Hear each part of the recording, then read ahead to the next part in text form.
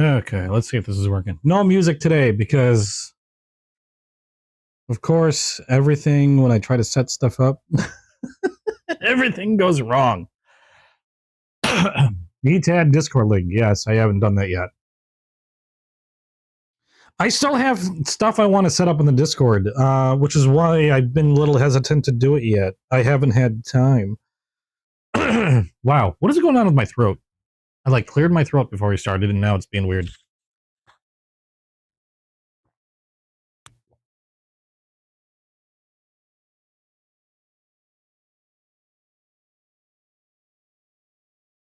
Okay, that might be a little bit better. Yeah, I just haven't had time to do much. I want to go start doing stuff. I need to find somebody that can run the Discord. Between all the Discords I'm on, the video game Discord, and then now the one you made for this channel, I just haven't had time to do any of it. I tried adding something to it, but there's stuff I want to test and verify. And whoa, okay, that's all wrapped up. I didn't even have my lights on yet. There we go. Or the camera. So yeah, a little slow start today. But we're about to get started. Okay, I think everything should be good to go. I have not put a link up on... Unless you put it up there. I haven't put a link up. I usually put a link up in the video game chat as well, or Discord. I can do that in a sec.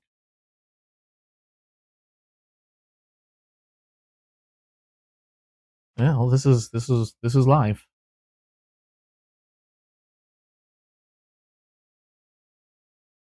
Okay. All right. I think everything's working the way it's supposed to work, I hope. Okay, I think we're good to go. All right. So let's... Wow, again the throat. Let's get started. Let me go ahead and... I tried to change... I was a little late because I was trying to change the starting soon picture to something different. And it was not wanting to work for me. I was actually trying to change it. Hold on a second. Let me see if that's not the picture I'm trying to do. Where'd the picture go? Yeah, no, I know the camera's on, but I was going to show you something. I was trying to change the starting soon picture. And for some odd reason, it's showing up as like I can't adjust it. And the photo I made is showing up as like massively huge. And my adjustment points on this OBS aren't showing up, so I can't like change it. It's really weird. I've got to fiddle around with it. I was doing this last minute and then realized nothing was working. And so I just went back to the old picture. Where did I put it? There it is. I was trying to change it to this, but then... Hey, Waylon, how you doing? As you can see, it's focused up on the squirrel, and it's like you can only see like maybe a quarter of the actual photo. I don't know why. Scale to window. Oh wait, hold on. I might have... No, that doesn't do nothing. What's going on with my window? What happened to... No. There. Okay, whatever. It's not it's not working. Okay, let me just go ahead and get the camera on. I'll figure this out later. That's the wrong camera. What the heck? That's my ceiling fan.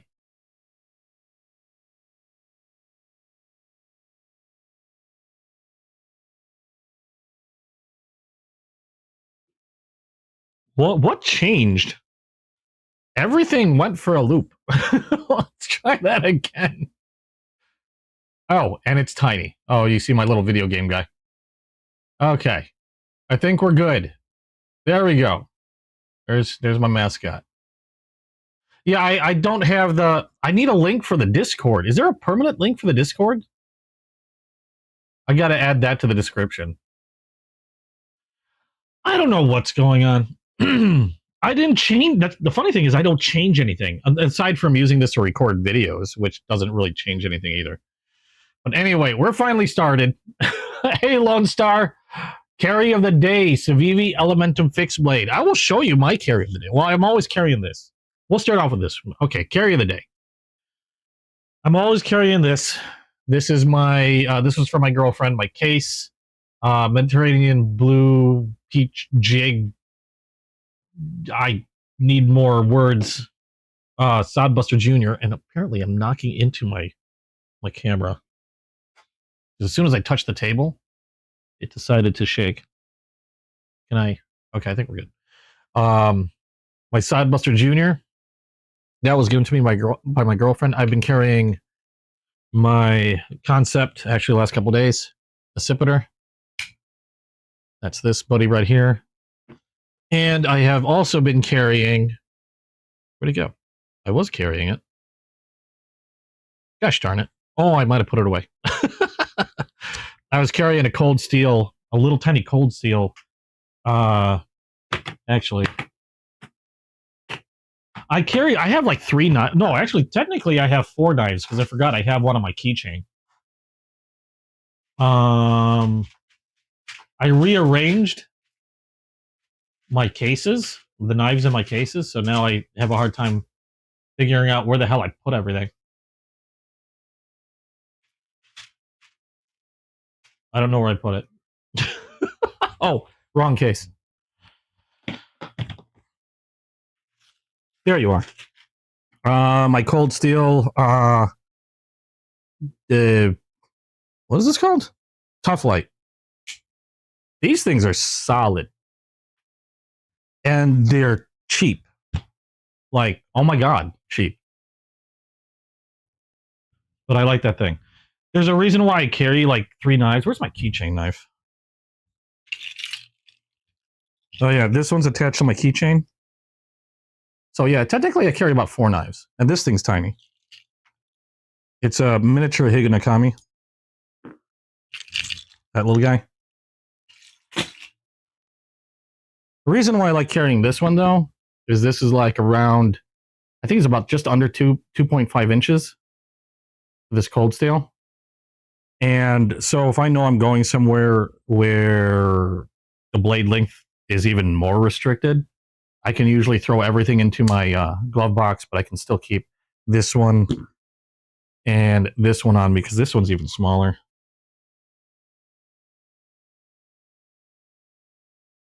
And that tucks away into a pouch on my keychain. Put that away for now. But that's what I've been carrying with me. Yeah, this thing's got a chunky blade. It's not like a quick flipper, but it's a great utilitarian blade. And the interesting thing about the Tough Lights is they use Cold Steel's Triad lock, which is an amazingly strong lock. So it's not like just a regular lock back or anything like that. They actually use one of their best locks on this knife. But it's solid. But that's why I carry those. And then I carry my case in a little case slip point, or slip, leather slip. Ugh, I can't talk today. Oh my God. It's been a week. It's been a week because I've been back at work and things have been weird. Not to mention my throat. What is going on with my throat? Okay, so let's get on with the unboxings first of all, because I like to do that. I don't have a ton of packages again.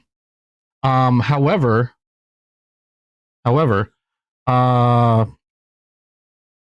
have some packages that I did open up.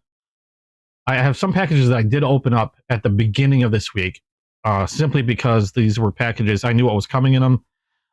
They were actually, some of them were pretty pricey, and I wanted to get videos done of them as soon as I got them in. So, admittedly, I couldn't wait in some of those. I'm still going to bring them out so you guys can see them, but we're going to start with the other stuff that I haven't unboxed yet. You finally perfected a prototype universal wave opener for fixed Wave opener for fixed blades. I'm not sure what that would be. Is that the Discord link? I'm assuming that's the Discord link. I will apparently mute you. No, I don't want to mute you. I was going to try to copy it. And then I can put that in the... Go away. I can put that into the description of this video. Hold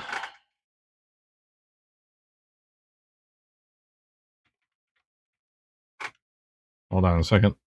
I know, I get distracted. There's a reason why they call me Squirrel. That doesn't look right. That's the wrong... Morgan, text me or something the link to the Discord as opposed to chat, because for some odd reason I can't copy it. Chasing Blade! Oh my god, Chasing Blades! Now I'm nervous. I'm like on the spot. It's like having stars show up on my channel. I don't know what to do. I have no idea what to do anymore. I know Chasing Blades has a show on Whatnot today, and I'll probably be overlapping a bit, which is probably a good thing, because anytime I'm in one of his shows, I spend money. So maybe some overlap might be good. Chasing Blades, thank you so much for showing up. He's probably my favorite seller. I've got a handful of sellers that I stick with on Whatnot, and Chasing Blades has by far probably taken the most money out of my bank account. So there we go. I don't know if I even have anything from you. Well, everything I have from Chasing Blades I've actually opened earlier this week because I wanted to do videos. So all of these are from random sellers that I've come across, or some of my other favorite sellers. Like this one is from Appalachia Freeze Dried. We're just going to go ahead and start opening boxes, because one reason why I'm starting with Appalachia Freeze Dried, I've gotten a few knives from him. Really good guy. Awesome dude. But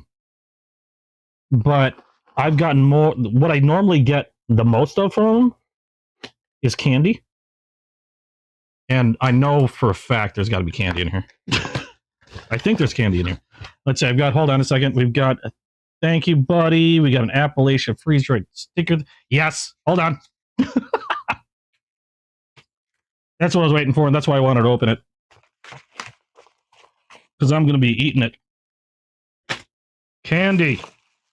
And, oh! I do have a knife in here. It's making me nervous. You can watch my squirrel play with this nut. There we go. I forgot what I was doing already. I make my squirrel play with his nut, and the brain flies off somewhere. Oh, yeah, candy. This is probably my favorite candy that I get from Appalachian Freeze. Oh, dang it, really?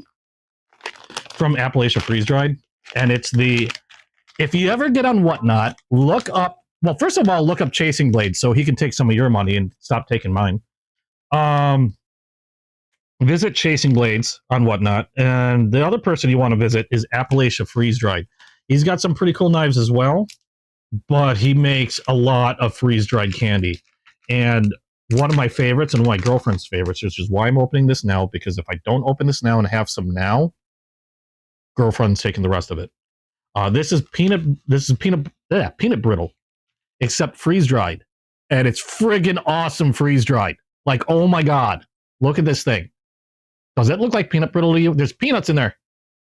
But freeze-dried, they puff up, and they become, well, peanut brittle's crunchy, but like a hard crunchy. This becomes like a very easy crunchy. Like, holy cow.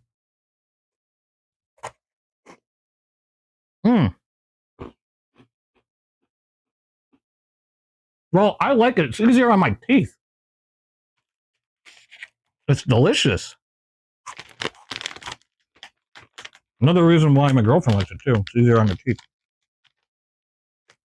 Oh. And it's...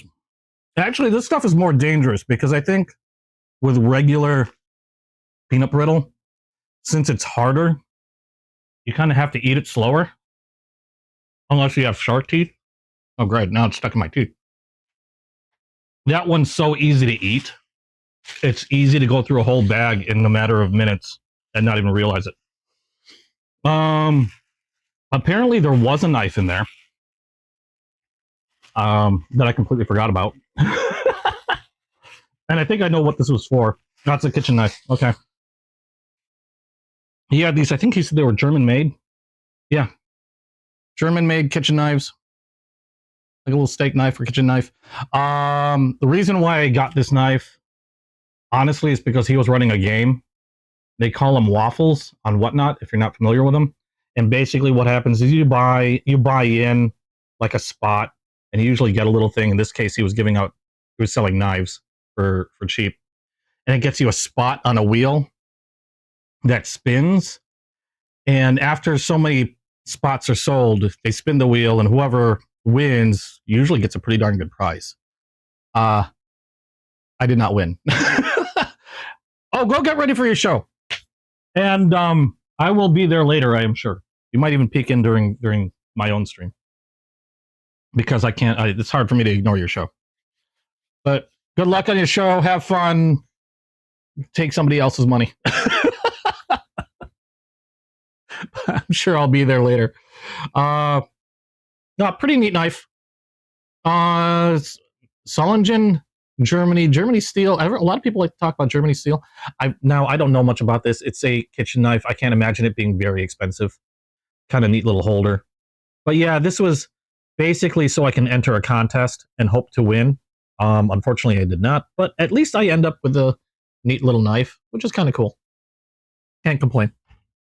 I am going to show you something that sellers should not do. I got this. Now, granted, this was a giveaway, so this was free. Okay, I just entered a random giveaway.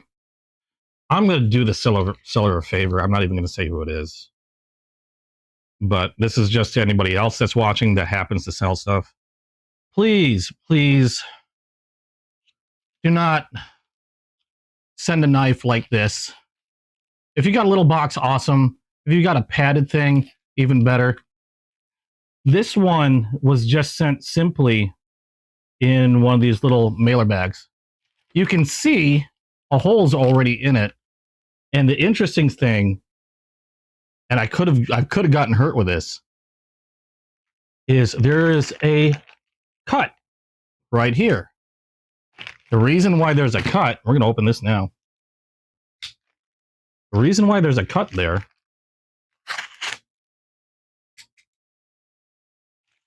no, I got to be careful.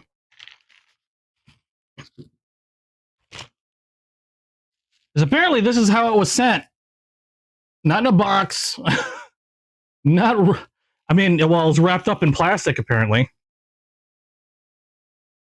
But, and then in this mailer, nothing. And I feel bad because, well, first of all, that could have cut me. Now, thankfully, this is not a dagger blade. It's got a single edge. It is a folder. I wonder if it unfolded in the... No, it locked. Is it spring assisted? I'll find out. Hold on a second. I mean, neat little freebie blade. No, it's not. Oh, no, it is spring assisted. Okay. Mil spec. What the hell is this supposed to be? Is that... It's a canteen? No, that's definitely dangerous. I mean, a postal worker could have accidentally cut himself. Any of the package handlers could have easily hurt themselves with this thing. I mean, obviously it cut through the bag. Now I cut through the bag, but where's that? There it is.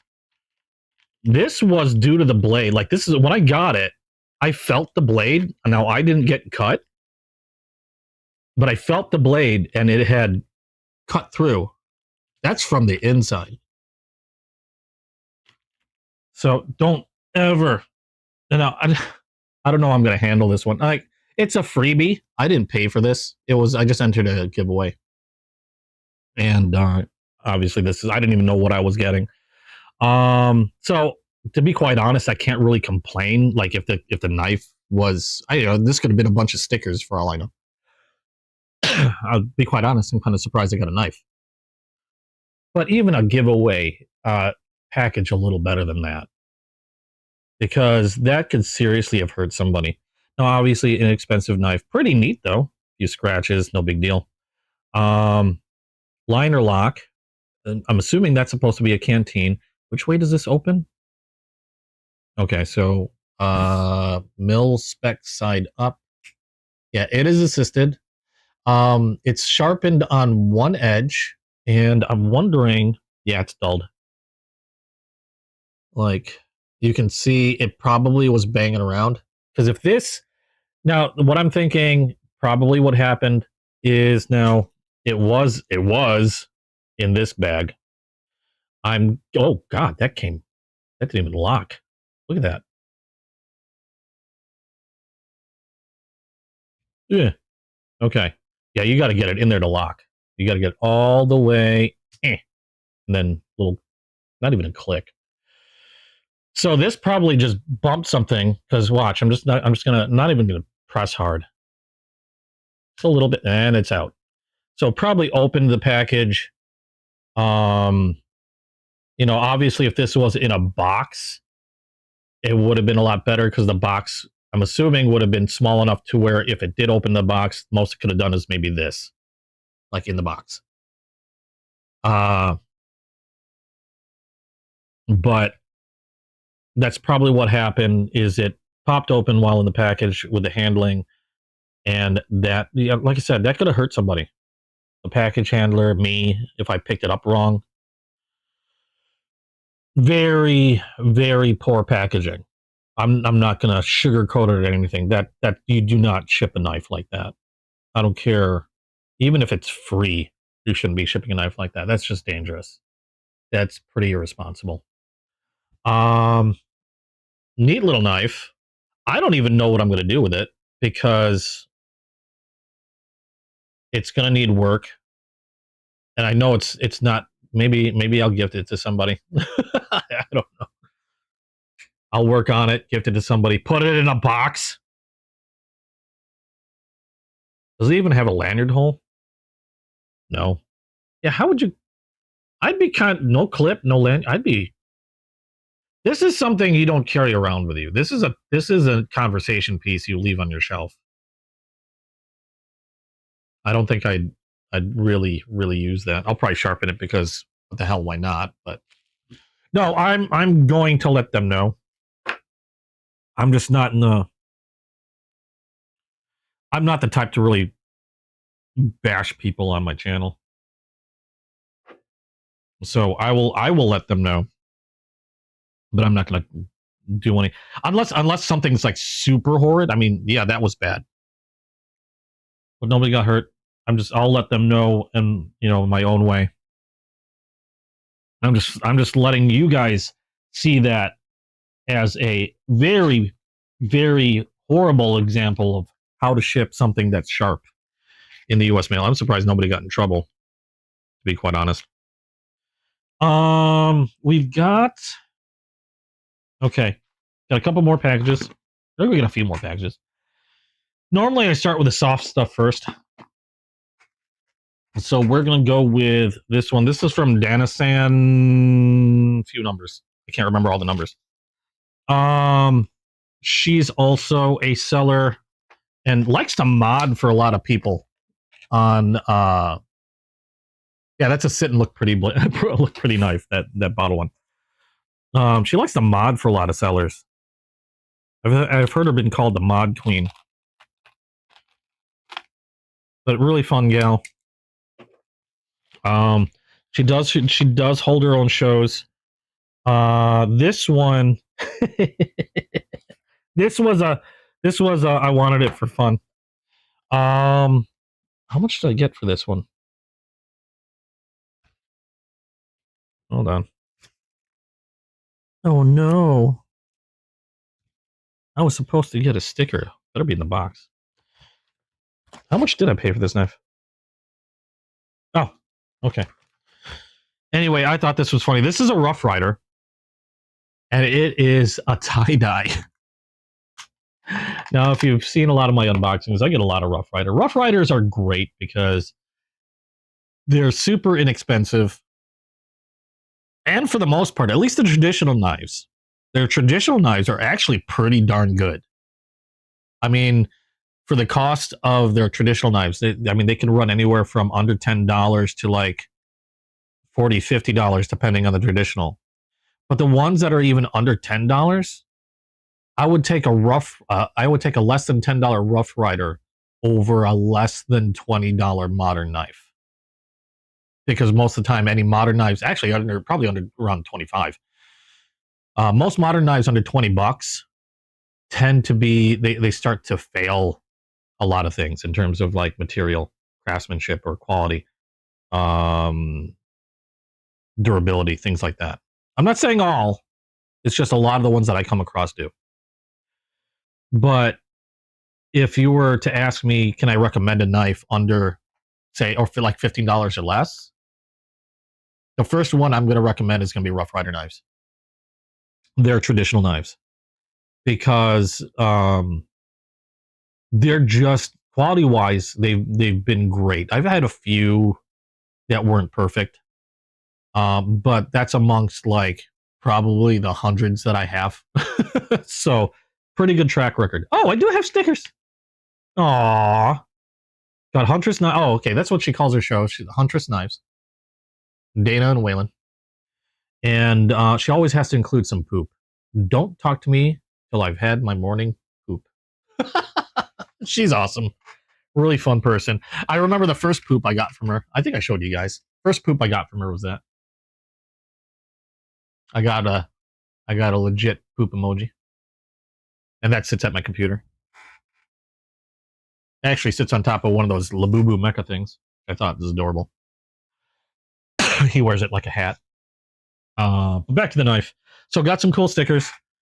This one is the Feelin' Groovy with Tie-Dye by Rough Rider. They like doing weird stuff every now and then. This is a modern knife, or modern-ish knife.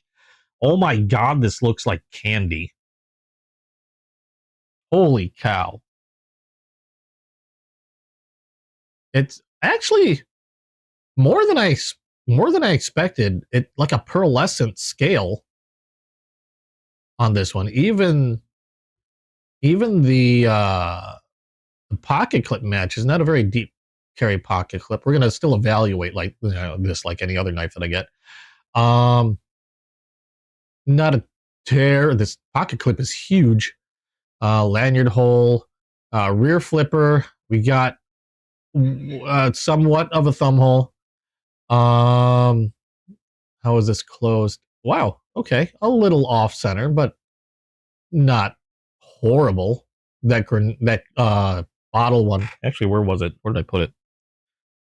I got to be careful about opening. I don't know if it's gonna just kick open on a whim. A lot better than this one was, I think. This one is just way off to the side. Hey, Kyle, how you doing? Yeah, this blade's practically laying against one of the liners. So in all, not too bad for this one. Let's see how the action is on this. Probably, I'm gonna guess, probably not ball bearings, probably bushings in there. Yeah, we got some bushings in there, no ball bearings. Liner lock, I can already see. Oh. Wow. That was snappy. It's assisted. That was snappy and smooth. I actually did not expect that. Very easy to access liner lock. Like I don't have to use my thumbnail to get in there. I'm actually quite surprised.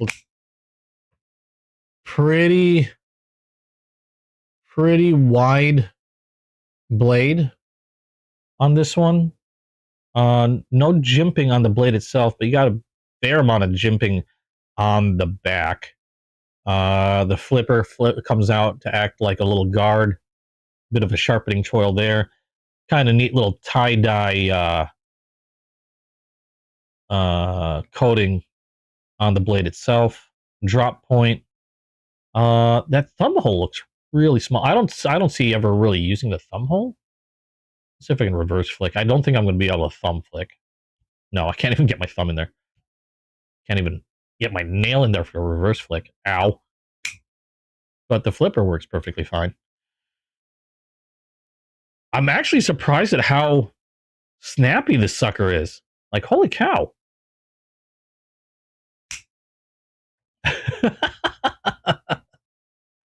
Now, I got this. Oh, hold on, because I'm marveling at how nice the pearlescent scales. I mean, it's actually pretty nice. I've got a little itty bitty scratch here. Probably gonna be smoothed out with a little, polishing or something. It's on the scale. I'm kind of impressed. I mean, it looks like candy. Makes me hungry. Neat little knife. I can't really complain. I was debating. I saw this and I was debating putting this in my own auction tomorrow. I'll have to think about that. I'm rethinking it only because it's just a goofy little knife. You don't like anything cute and pink, though. Dream Crusher. Yeah, it looks like bubble gum. I want to chew on this thing. Surprisingly decent. I mean, in comparison to anything else, obviously that I paid a good amount of money for it, it's probably not going to compare. I mean, let me guess. Steel is probably going to be either 420 HC, 440 HC, which is not a bad steel. Scales, some type of acrylic or synthetic steel liners, obviously. But I mean, it works. I mean, I trust it. I would trust it more than this thing. This thing still kind of scares me. We'll keep that off to the side. So, kind of surprised, but oh, what is this? Did this fall out? No way. She gave. I didn't even see that. She gave me a little frog. I think that's a frog girl. Yeah. Did that fall out of there? I think that fell out of there. And then, whoa. Chip my nail. She likes throwing stuff in there. That's cute. Okay, the little frog makes it even more worth it. You got to find a place on my desk, because I have a feeling if I keep you on the table, I will sneeze, and I will lose you forever. And then I've got to file this thing down. Hold on a second. I've got the weirdest chip in my nail, and it's going to catch everything.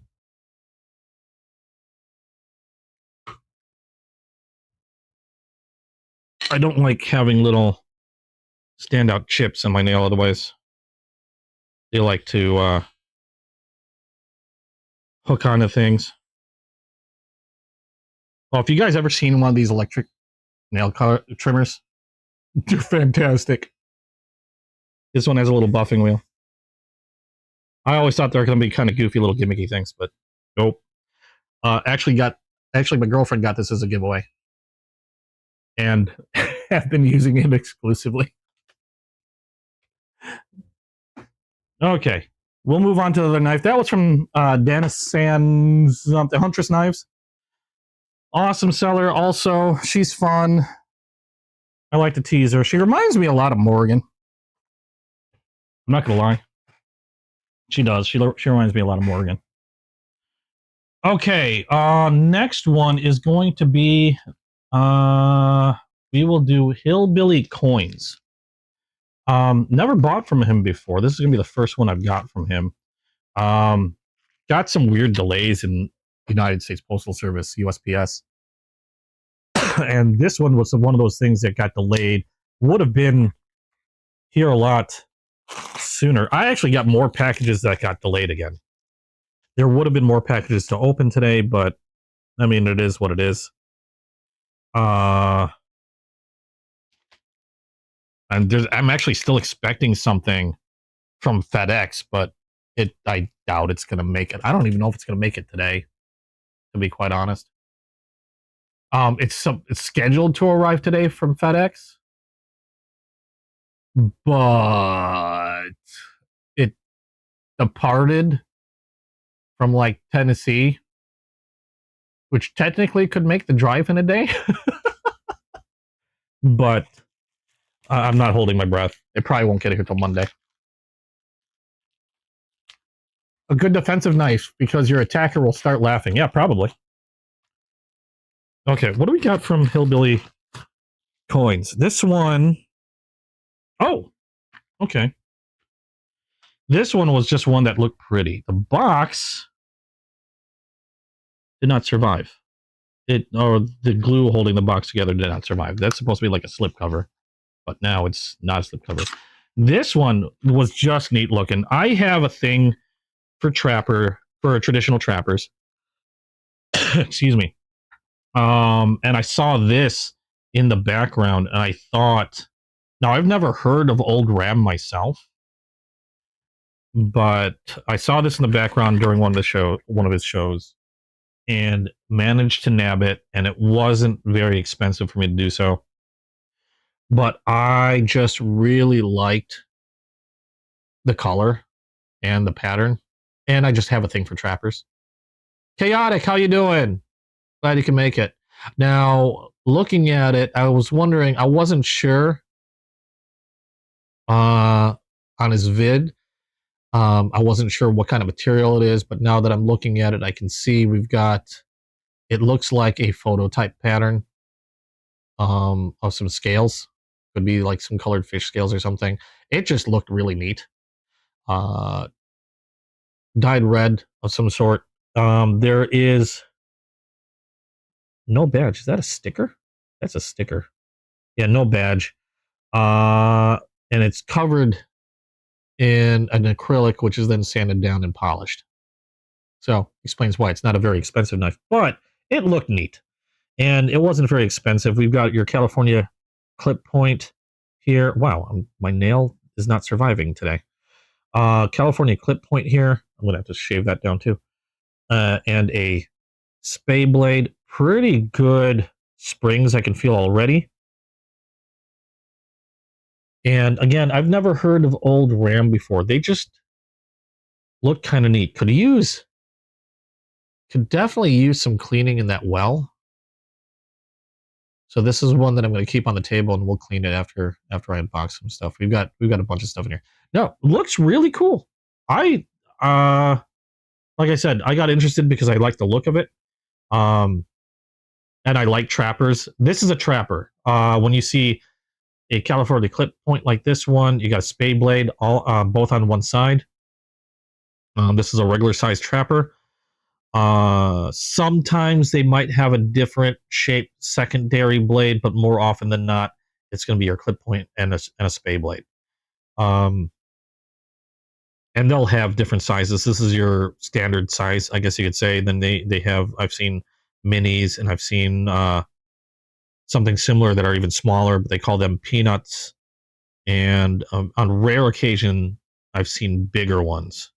But I don't see those too often. I actually have a very big one I showed on an unboxing a little while ago. Sorry, I'm going to buff that out because my nail is bugging the hell out of me. I'm just going to smooth off what apparently is a crack on my nail. Smooth off or polish, apparently. Wow. That wheel polishes pretty well. Okay, so that was from Hillbilly Coins. Pretty neat. Looks really pretty. I like trappers. This will stay. This will be in my collection. Just because a knife might be inexpensive doesn't mean it's not something I like to have in my collection. Because I know there's a lot of people that, you know, like these expensive knives, and that's too cheap to be in my collection or anything like that. Nah, it doesn't matter. It's whatever I find that I enjoy that I consider to be collection worthy. But that will definitely need a cleaning. Now, the next one that I'm going to open up is from EDC Gripper. I've got stuff from EDC Gripper before.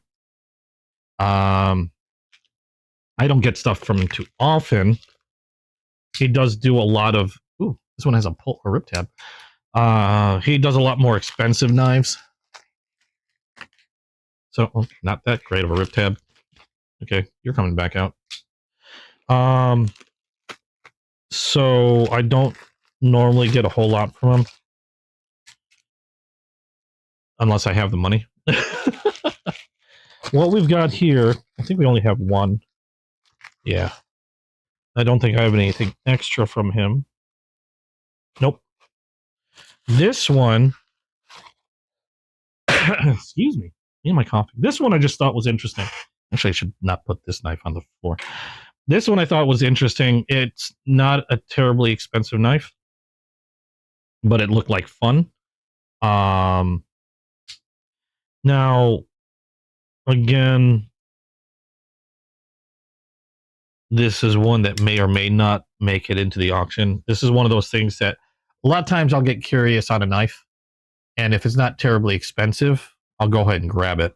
Like I said, I don't buy knives specifically with the intent to sell them. But if I get curious about a knife, and I'll get it, and if it's something that I like for the collection, I'll obviously keep it. Otherwise, I will turn around and sell it. This is a fidget knife. Now, that's kind of weird because I know there's a lot of knives that people consider fidgety. I consider this thing fidgety, for crying out loud. But this one is made specifically to fidget with. If I can get it. Okay, now that I trimmed my nails, I can't get it out of. There we go. Let go. Ha! Okay, there we go. You'll see why it's made to be fidgety.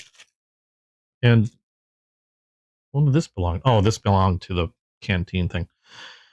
This is a fidget spinner. And also a glow-in-the-dark fidget spinner. The center ring and the center logo are supposed to glow in the dark. I don't know if there's a way I can capture that, because my camera is my phone, and my phone likes to do a really good job of compensating for low light. So I don't know if I'll be able to really show you guys how it glows, but trust me, it glows. Now it's a fidget spinner, like I said, on bearings. So there you go. There's a fidgety part for it, and it is a knife. So let's see what we got here. First of all, looking at the blade, actually kind of surprised that's pretty centered in there. I love seeing when a knife is well centered while seated, because to me, it's either A, a fluke, or B, they're really considerate of their quality control. So that's nice to see that that's actually very well centered in there. We have a rear flipper, and I wouldn't consider this really a front flipper. I don't think that's kind of in a weird spot. The rear flipper, how do I do this if I'm grabbing? This is going to be a little weird because these want to spin, and even not only spin, they want to spin independently. So trying to hold on to it, it kind of wants to move. I'm a little nervous now. I think they're spring assisted. Yep, they're spring assisted. I felt that. They are single edged spear point.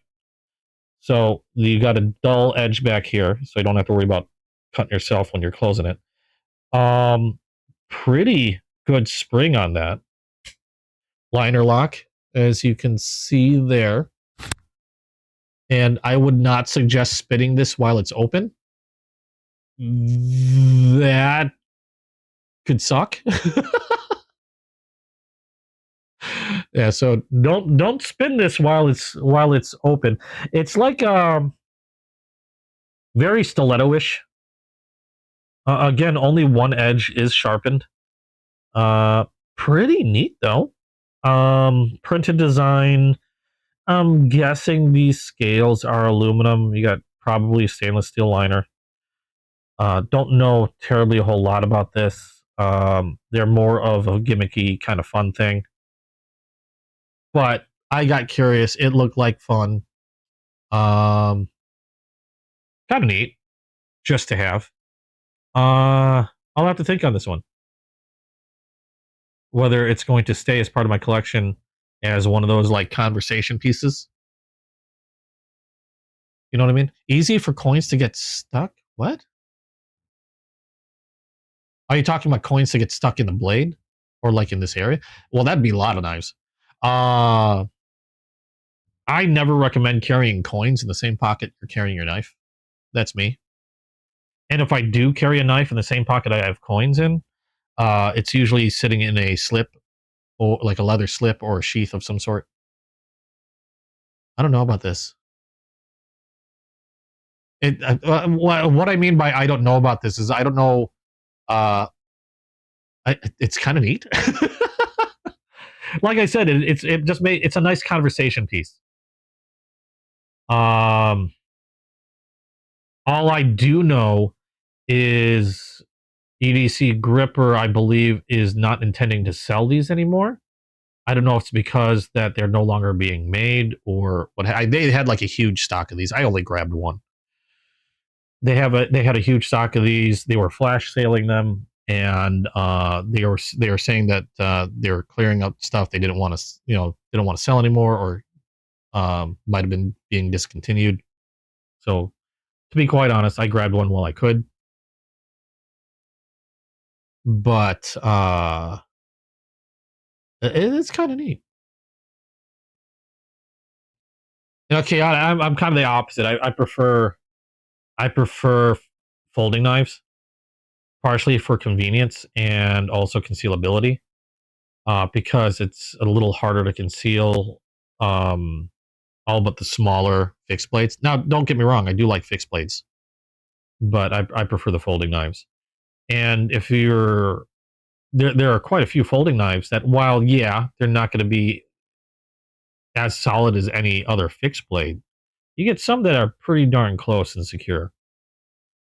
But that's the fidget spinner knife. That's pretty neat. I just might keep that because it's a neat little conversation piece. I don't know. I'll think about it. unless somebody in the auction really wants it. I think more than likely I'll keep that, like you said, as a conversation piece of my collection. Not gonna lie, I've got a few. I've got a few conversation pieces. You know, the nice to haves, fun to have, unique. I probably do have quite a few knives that'll never see the light of, any use in anything whatsoever. Let me. Oh, I saw the message. I just saw it now, for some reason. Let me grab that link, and then I'm going to put it in to the description below. So if you don't have, Morgan was kind enough to create a Discord for this channel, and a line. Oh, I see. These are not allowed. Okay. She was very kind enough to create a Discord for the channel. Now, I haven't been able to do a whole lot with it. My free time tends to be kind of butt. But I did just put a link in the description below. You may need to refresh if you want to see it. But if you want to join the EDC Squirrel Discord, there is one now. So yay. All right, now we've got two from DMOX 17. These, I should only have one. Problem was, one of these, one of the items in here I ordered way back. Like, the hard part is maintaining this thing, which is what I don't have time for. So I might need to find somebody that can actually moderate and handle the Discord. But anyway, I ordered a knife from DMOX 17. It's not his fault, so nothing against him. But somehow it got lost for a good over 10 days. It didn't move. So I contacted him to see if there's anything he might be able to check up on and stuff. He checked with the USPS, and it wasn't going anywhere. If you check the tracking number wasn't going anywhere. So after a few more days, we just considered it lost. And he was really kind, and because I had purchased another knife from him, and he threw in a replacement for the one that was supposedly lost in the mail. The funny thing, as soon as he gets the replacement, and as soon as USPS accepts the package with a replacement, the original started moving again, as if somebody found it and tossed it back on the conveyor belt. So I contacted him again, and he was cool about it. He's like, you know what? Keep them both. You're fine. So I'm going to have a double here. And I think this is the one that was lost, because this is lighter. And let's open this one up. Move that one to the side. So that's why I have two from DMOC right here. Because one was supposed to be a replacement for this. Thanks, USPS, for that. I did offer to send it back. I don't have a problem doing that, because I hate, it's not his fault. It's entirely UPS and lost it somehow and then happened to find it. So what we have here, hold on. We have Peanuts. I always get one of these cards. I'm pretty sure he's a preacher. Like I said, a lot of preachers really like traditional knives. There you go. We got a little cross. Is there?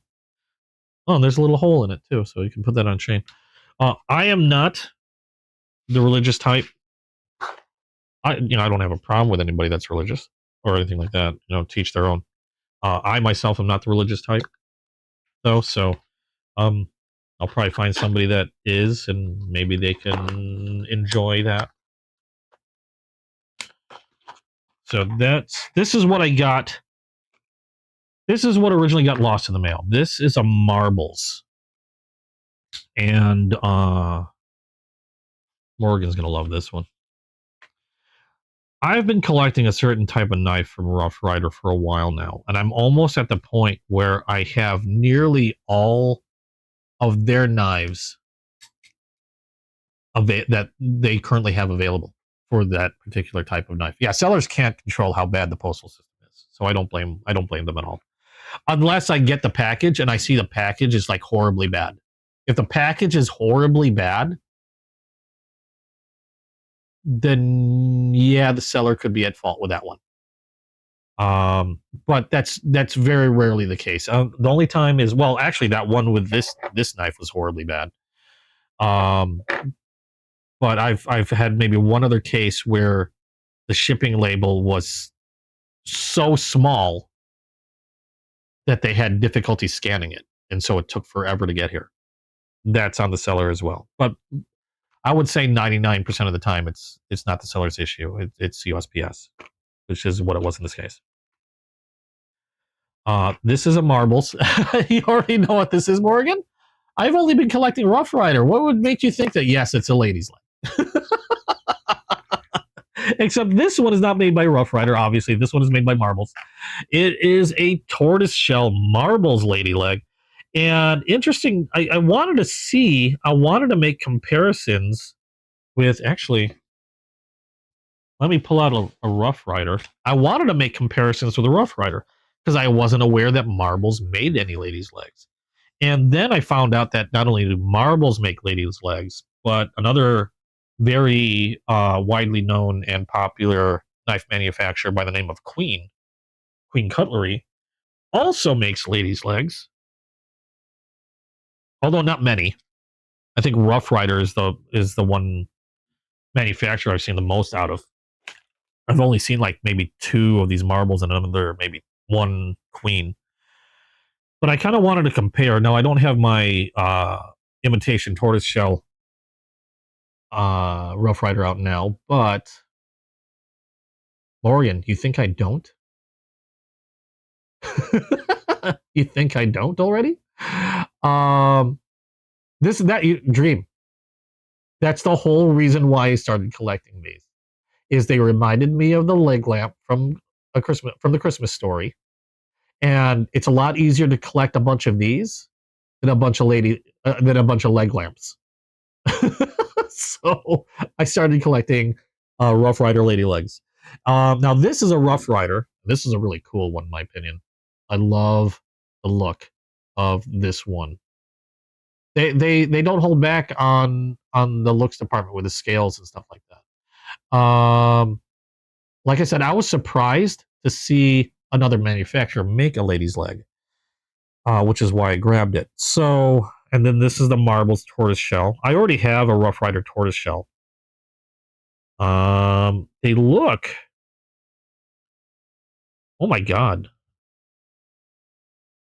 They almost look like they could have come off the same assembly line. I do see some differences, like in the heel and the contouring. The fluting on the bolster here. Now I'm going to make a very controversial comment in regards to Rough Rider and Marbles. Where I said you can get really good knives from Rough Rider for literally 10, anywhere from under 10 to 15 bucks. You can get really good knives from them. Marbles, I would consider a lot of marbles that I've seen, and I don't have too many, but I've got quite a few, would be like, I don't want to say a step down because they've been pretty decent also. But if you could consider, if you were to consider, say, Rough Rider to be a premium, Marbles, I would think is like their budget line. Now, they're not connected. So no, it's Marbles is not their budget line. I'm just saying that's how I would see it in terms of quality and price. Hey, Ajano. But not saying that they're bad. Not saying that Marbles are bad. But you can get Marbles for even less than some Rough Riders. Let's see here. Dimension-wise, yeah, they're very, very close. Well is a little wider. Just by a hair. The dimensions, yeah, pretty close on these. Like I said, it's hard to see on the camera, but there is a little bit of a difference just in some of the dimensions of, like, say, the heel. Like there's more of a three-dimensional shape on the heel compared to where this is perfectly flat. I can feel like some shaping done here, just the barest. I mean, it's very, very minor, but almost completely identical. Blade wise, we're looking at the same length. Obviously, this one's marked Rough Rider just above the bolster, and an R on the bolster itself. On the back, we've got, now I've got some wax on this, so it's going to look dirty. 440 stainless, what? 440 razor sharp steel. Then we got the specific part number and China etched just above the bolster there on the Rough Rider. So we got the Rough Rider there. Differences on the blade here. We've got a very, very prominent Marbles etching on the blade as well as just above the bolster. And made in China on the back. You think that's thinner? On the heel? No, maybe a slightly thicker angle. It's hard to tell. It's very hard to tell for me. More narrow. I don't know if that's the light. Not without taking very precise measurements. I don't have the tools for that. I'm not gonna whip out a tape measure. Oh, they're pretty close though. If yeah, they're pretty close, even if there are differences. Actually, kind of impressed. And like I said, most of the time you can get Marbles for not a lot, but definitely less than Rough Riders. One thing I noticed, not as strong as a snap as there is on the Rough Rider. The Rough Rider has a much more positive and stronger snap to it. Other than that, like if you were to cover up the logos, hide the shields, and just shown me like this, and then asked me to figure out which, and then told me that if you told me this was a Rough Rider while you're holding it like this, I never would have known any different. But yeah, pretty good. Actually, we'll get to see something that we don't normally get to see all that often. We're going to see how their quality for the marbles carries over from knife to knife. Because I know in this box is the replacement for this one. So I actually have two of these. So let's open this box up. And there is another knife in here as well. Again from DMOC. He said, like I said, he said I can keep the first one. It was really hot. It was really odd because literally the post office just accepted the replacement package, and then like a day later, the original thought to be lost package started moving. After it hadn't moved for days. I'm talking about like it was over 10 days where it just sort of stood still, saying it was in transit, not going anywhere.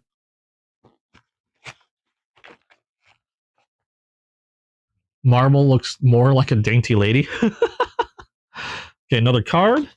Got another. Oh, this is even smaller. It's a tiny one. Tiny cross. We got more non-edible, whatever that is. Peanuts. That's what they are. So we are going to put you back in there, and you back in there. Find you a home or something. I still got those little tiny Jesuses sitting on my desk because I kind of find them funny. They tipped over. They're both just lying there. Let me wrap my knife roll up that I had the Rough Rider lady leg in. Give me a sec. I need more cases. I need more knife rolls. I'm running out of room. This is another reason why I'm trying to trim my collection down. Is I can easily get another nice hard case. The hard cases cost a bit though. My small hard case costs like $50 something. My big hard case costs like just under 80. Even though they hold a lot and they're hard cases, waterproof. But I'd rather take that $50 or $80 and buy another knife. So yeah, I'm trying to trim my collection down. I will be saved whether I like it or not. Okay, so here we are. We have the replacement. This should be the same knife. Reason why I want to open this one now is I want to compare the quality between the two. Does this one have a different snap? Are they exactly the same feeling? Obviously, they're going to look the same. Oh, okay, that's weird. The one that I opened up here, oddly, I don't remember it coming with a plastic bag. This one, like I said, a lighter spring, half stop, full, half stop, closed. And again, it's a little light. It's not the strongest snap. It's got a snap to it. Don't get me wrong. Definitely got a snap to it, but not like the Rough Rider did. This one, I did notice it was a little bit more of a stronger spring to pull out. Oddly enough, though, no half stop. Now, the half stop is where it would, like, you open it up or you're closing it, it would kind of snap into this position. And then again, if you continued, it would snap open. The first one had a half stop, meaning that if you were to close it, it would snap into this midpoint and then stop until you press down on it again. This one is missing that half stop. I don't know why. So that's kind of weird. Now, not all knives have half stops, but I would think if you're building one particular model, all the models would have the same half stop. But yeah, this one is oddly missing a half stop, or it's just not. It just doesn't have a half stop, which is strange to me. Not a big deal because, like I said, a lot of traditional knives don't have half stops. It's not wouldn't be the first time. This does have a much better snap to it than this one or the first one does, though. So a bit of a stronger spring. It's not hitting the edge that I can see, which is also a plus. Yeah, no denting the edge. The blade's not hitting the inside of the spring, so that's pretty nice. especially with a stronger spring. Yeah, you know what? Fit and finish wise, though, pretty much the same. I'm just surprised that this one doesn't feel to have like any mid stop or half stop at all. So I guess it's a matter of which one I feel like keeping. The other one that I don't keep will more than likely go up for auction. So if you're looking for a lady's leg, I'd have one for you. Tortoise shell. Now, the other knife that I did order from him, this one is a Rough Rider. I can't remember what this is. I don't believe it's a lady's leg. Because I'm getting to the point of where I almost have every lady's leg from Rough Rider made. Oh! This is a peanut. We're just talking about peanuts. This is a peanut. With a nice red bone. That's actually pretty. Red bone peanut. Spelled with a Y. And essentially, it's like the miniature version of a trapper. Okay, you can see the size difference here. This is a regular size trapper. I think I consider this a peanut, and then there's a trapper size that's just sort of like in between these two, and that's the mini trapper. But to give you an idea of the size there. Now peanuts generally have, you got your California clip point like that here. And then you usually have not a spade blade, but what they call a pen blade, which is like a spear point. Ooh, got a little snap to it too. So I'm trying not to cut myself. This one does have a half stop. So you've got your California clip point and you got your pen blade or pen knife.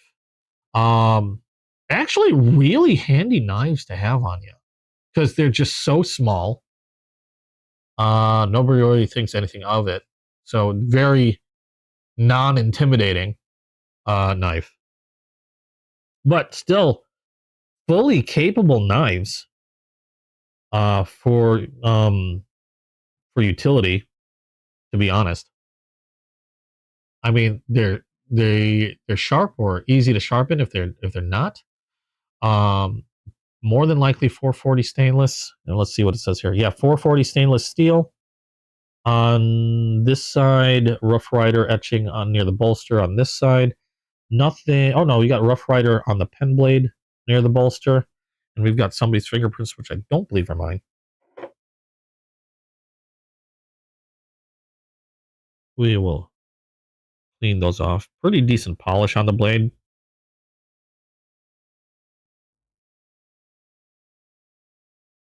But yeah, these little guys, these peanuts, very handy little knives. You'd lose it. Yeah, they are small, but I think that's where they shine. If you need something that's not intimidating, something that's very easy to carry in a pocket. Now, something like this, I wouldn't just toss in my pocket. I would put in, now I've mentioned leather slips before. I would put it in a leather slip like, that's big. I had a smaller leather slip around here somewhere. I can remember where I put it. There, no, that's not it. There it is. Like something like this. This is a leather slip. It's just a simple leather pocket. And what you can do, what I do with my other knives, if I'm going to carry this, it's going to go in here. And then that way, it's easier to find. First of all, it's easier to find in the pocket. Second of all, it protects the knife from anything else that you have in the pocket. If you carry a lot of change or whatever, it'll keep them from just completely destroying the knife. But just these are just really handy to have. Now, there's only one issue with leather slips. Is usually if you use it for a knife, like for example, the knife I carry that my girlfriend gave me, I put in this leather slip. If you use a leather slip for a particular knife, these two are now married. In other words, unless you have another knife that's essentially the same shape, and I do, but unless you have another knife that's essentially the same shape as this one, it won't fit well. It won't fit well in this slip anymore. This slip has kind of molded itself to this particular shape.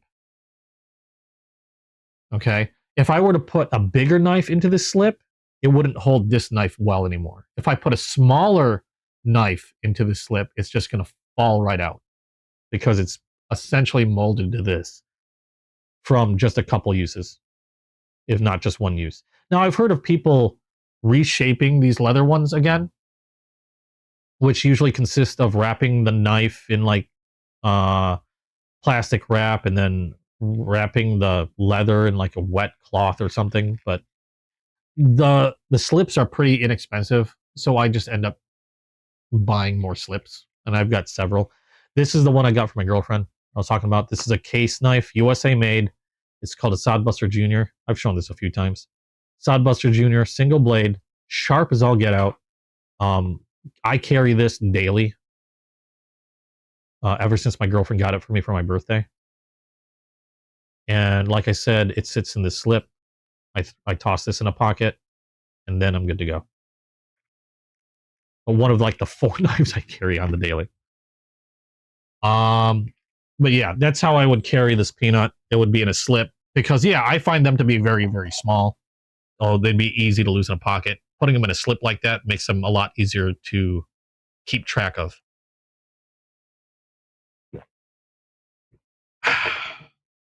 So, but otherwise, neat little knife. This one is, for me, definitely a keeper. I do like trapper style knives. And yeah, again, a trapper is the one with the 2 blades on one end. And peanuts are not an exception. They're just really neat, really handy. You'd be surprised how often I pull my trapper knives out. Like I'd probably do the same with this if I carry this regularly. I use my trappers for all the grunt work and stuff. Either trappers or sodbuster knives. Sodbusters are like they just have the single blade. Some companies call them work knives.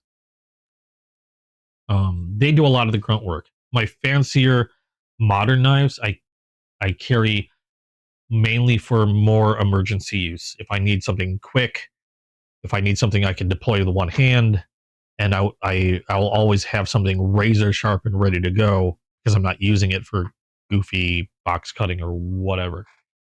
If you're gonna carry a knife, okay.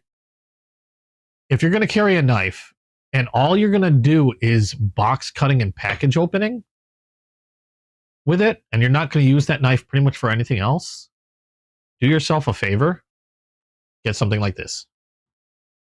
This is a Kaiser Drop Bear utility knife, and other manufacturers make similar stuff. Civivi has a utility knife. Like I said, this is my Kaiser Drop Bear one. This one's kind of unique because it has like a toothpick and tiny tweezers inside the scales. But if you're going to be doing just a lot of box cutting, cardboard cutting, package opening, don't use your $200 whatever knife. You know, your $200 pocket knife. Use this. Replaceable blade. This one requires tools to do. Some of them don't. I know Kaiser makes one that doesn't. Replaceable blade.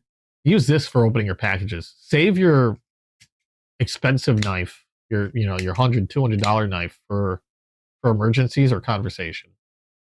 I would highly recommend getting something like this for package, like daily package opening. However, admittedly, I don't always carry this one, and if I end up needing a knife for a lot of package opening or cardboard cutting for whatever reason, the first knife I go to if I don't have that one on me is one of my trappers, something like this. So that's one of my biggest suggestions. If all you're going to do is open packages and cardboard, grab yourself a utility knife, and then save the wear and tear on your more expensive stuff. Got another one. This is the last box I have to open. I still have stuff to show, but this is the last box I have to open. This one is from Titan. Another one of my favorite manufacturers because they make some really cool Damascus blades. And not just I've started getting intrigued by their O2 steel blades, which are not Damascus,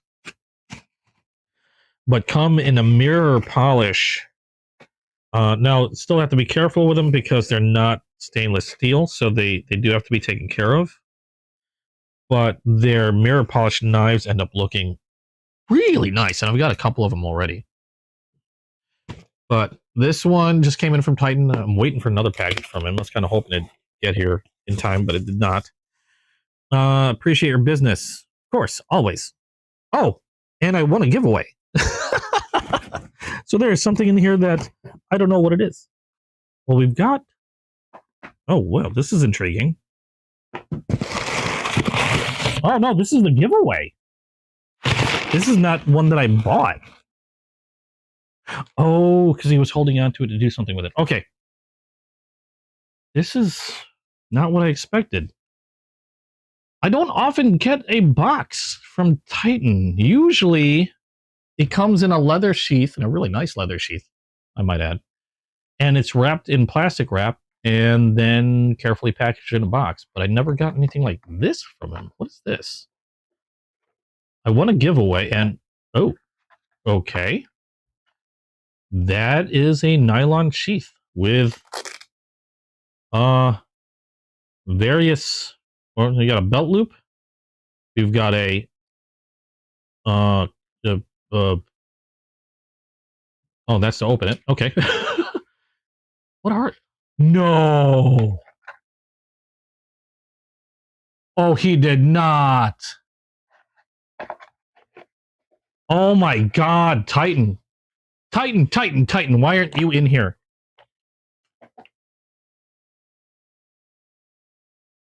No way. Okay, window breaker? No, these things never work. It's nothing against Titan, it's just these are kind of poop for any knife. But that's not the cool part of this.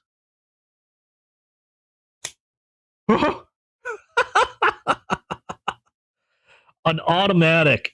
Oh. Really? You know what? Titan, did you just choose to give me this one at the last minute? Because he's been doing a couple giveaways where he doesn't show what the giveaway is going to be. And I have an odd feeling that it's like, oh, EDC Squirrel got the giveaway or won the giveaway, and it wasn't until that point he decided what he was going to give me. That is nice. Now, I have one. I visited his place a while ago, quite some time ago. Visited his shop because they're, like I said, they're local to me. I've said that before. They're local to me. Again, they're very well known for their Damascus blades. And oh my god, I just opened a packet of non-edible candy by accident. Hold on, before all these little beads go escaping. I'll throw this in the garbage. Okay, there we go. I didn't need all that pouring out. I visited his shop, and he was so kind. I dropped off like some paracord bracelets I made for him, and you know he did a giveaway with some of them, and giving the paracord bracelets. And he actually gave me 2 knives, one of which was this one, and I think I've shown this before. This one is a Damascus steel automatic.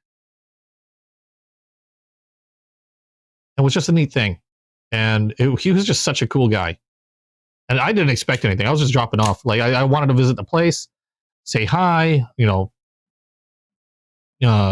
see how he shot everything, and just to meet somebody that was local, that was into knives and stuff like that. And he wouldn't let me out the door with something or without something, and it was just really cool. But that was one of them. I did not expect to get another. This is one of the other ones he showed me, but I picked the Damascus. So, but this is one of the other ones he showed me. That's cool. And the cool thing about this is also, now in my state, because I am licensed, I can carry an automatic concealed.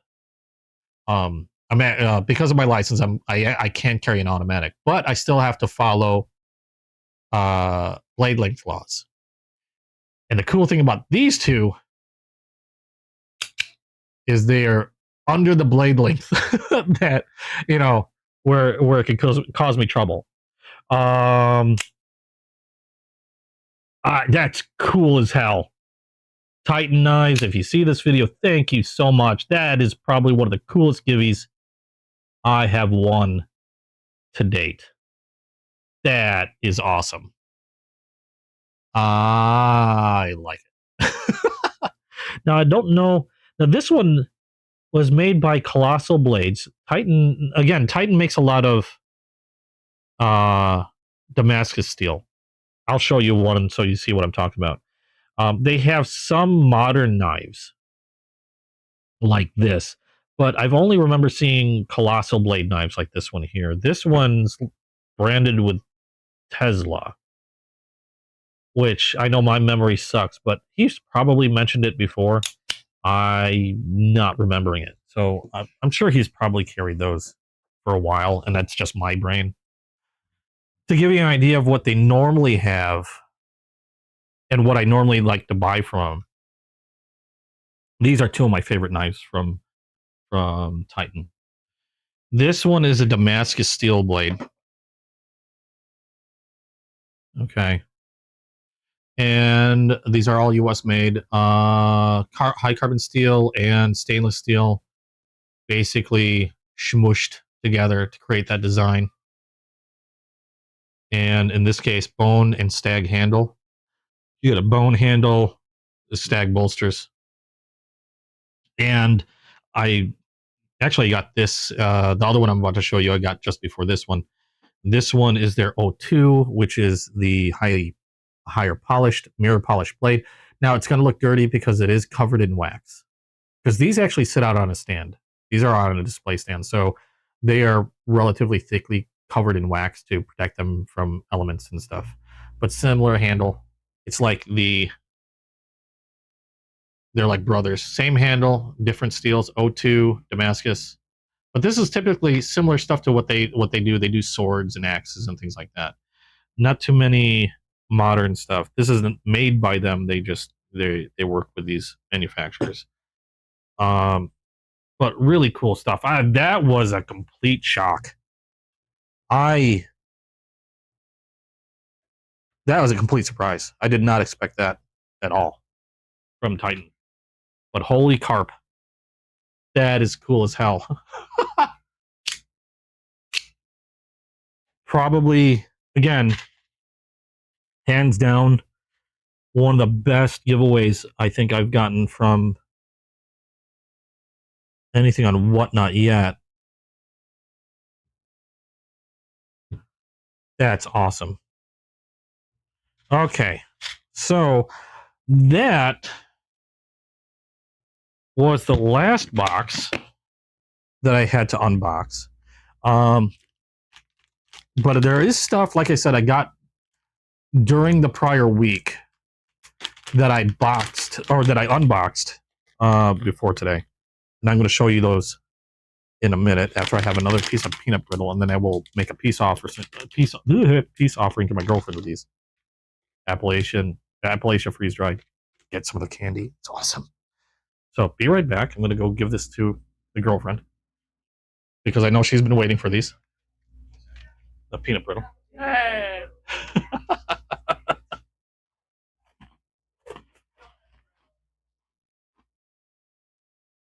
The peanut brittle is so good. I actually have more coming from Appalachia. Oh, God. Well, that's a neat little nylon sheath for it, too. Okay. That was a surprise. That's a shocker. Wow. Okay, now on to stuff that I've unboxed earlier in the week and you didn't get to see. We have a few things. And there's a reason why I didn't wait, is because, like I said, I wanted to make videos of these because I knew what was coming. They were kind of big purchases because I did pretty decent on some of my some of my auctions. And as soon as they got in, I wanted to make videos of them. The first one that I'm going to show you is a classic. Now, this isn't a terribly expensive knife. This is, on average, I think I remember seeing them anywhere from like 45 to like $60. I can't remember. I'd say closer to 50 to 60 bucks. But this was a wildly popular knife. I think created back in 2002. And it's the Ontario Rat Model 1. Ontario Knife Company made this. I think they started this in 2002. It was like a collaboration thing. Was it? I don't remember the name, like Randall's or something. The rat name stood for something. I can't remember what it stood for now because I'm an idiot. Let me look it up. My memory is poop.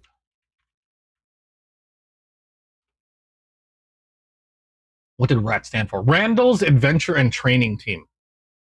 A partnership that led to the production of a series of knives that has been Ontario's most popular knife and actually made it one of the most popular knives probably in the world at the time. And one of that probably a lot of other manufacturers emulated since then. Now this one has, I think it's about like a 3.5-inch blade. Really super fast deployment. Now again, there's wax on this blade. AUS 8 steel, stainless steel, liner lock, as you can see there. I did do a video on this that I actually released yesterday, but I'm going to share all that information again anyway. Liner lock. I think they call this like a nylon 6 scales. So like probably like a fiber reinforced nylon of some sort. Steel liners. One of the cool things about this knife was the pocket clip. Actually, originally was over here and was set to a point down carry position. So when it was in your pocket, the point would be down. I don't like carrying knives that way, where the point is down, because I like to carry my knives. Where's my torn up jeans? Excuse me, I don't mean to sniffle. I don't normally like to carry knives this way, with a point down, because when I'm carrying, okay, you can see the points down. When I'm carrying, I normally have the knife kind of back in the pocket like this, and then the pocket clip would be right here.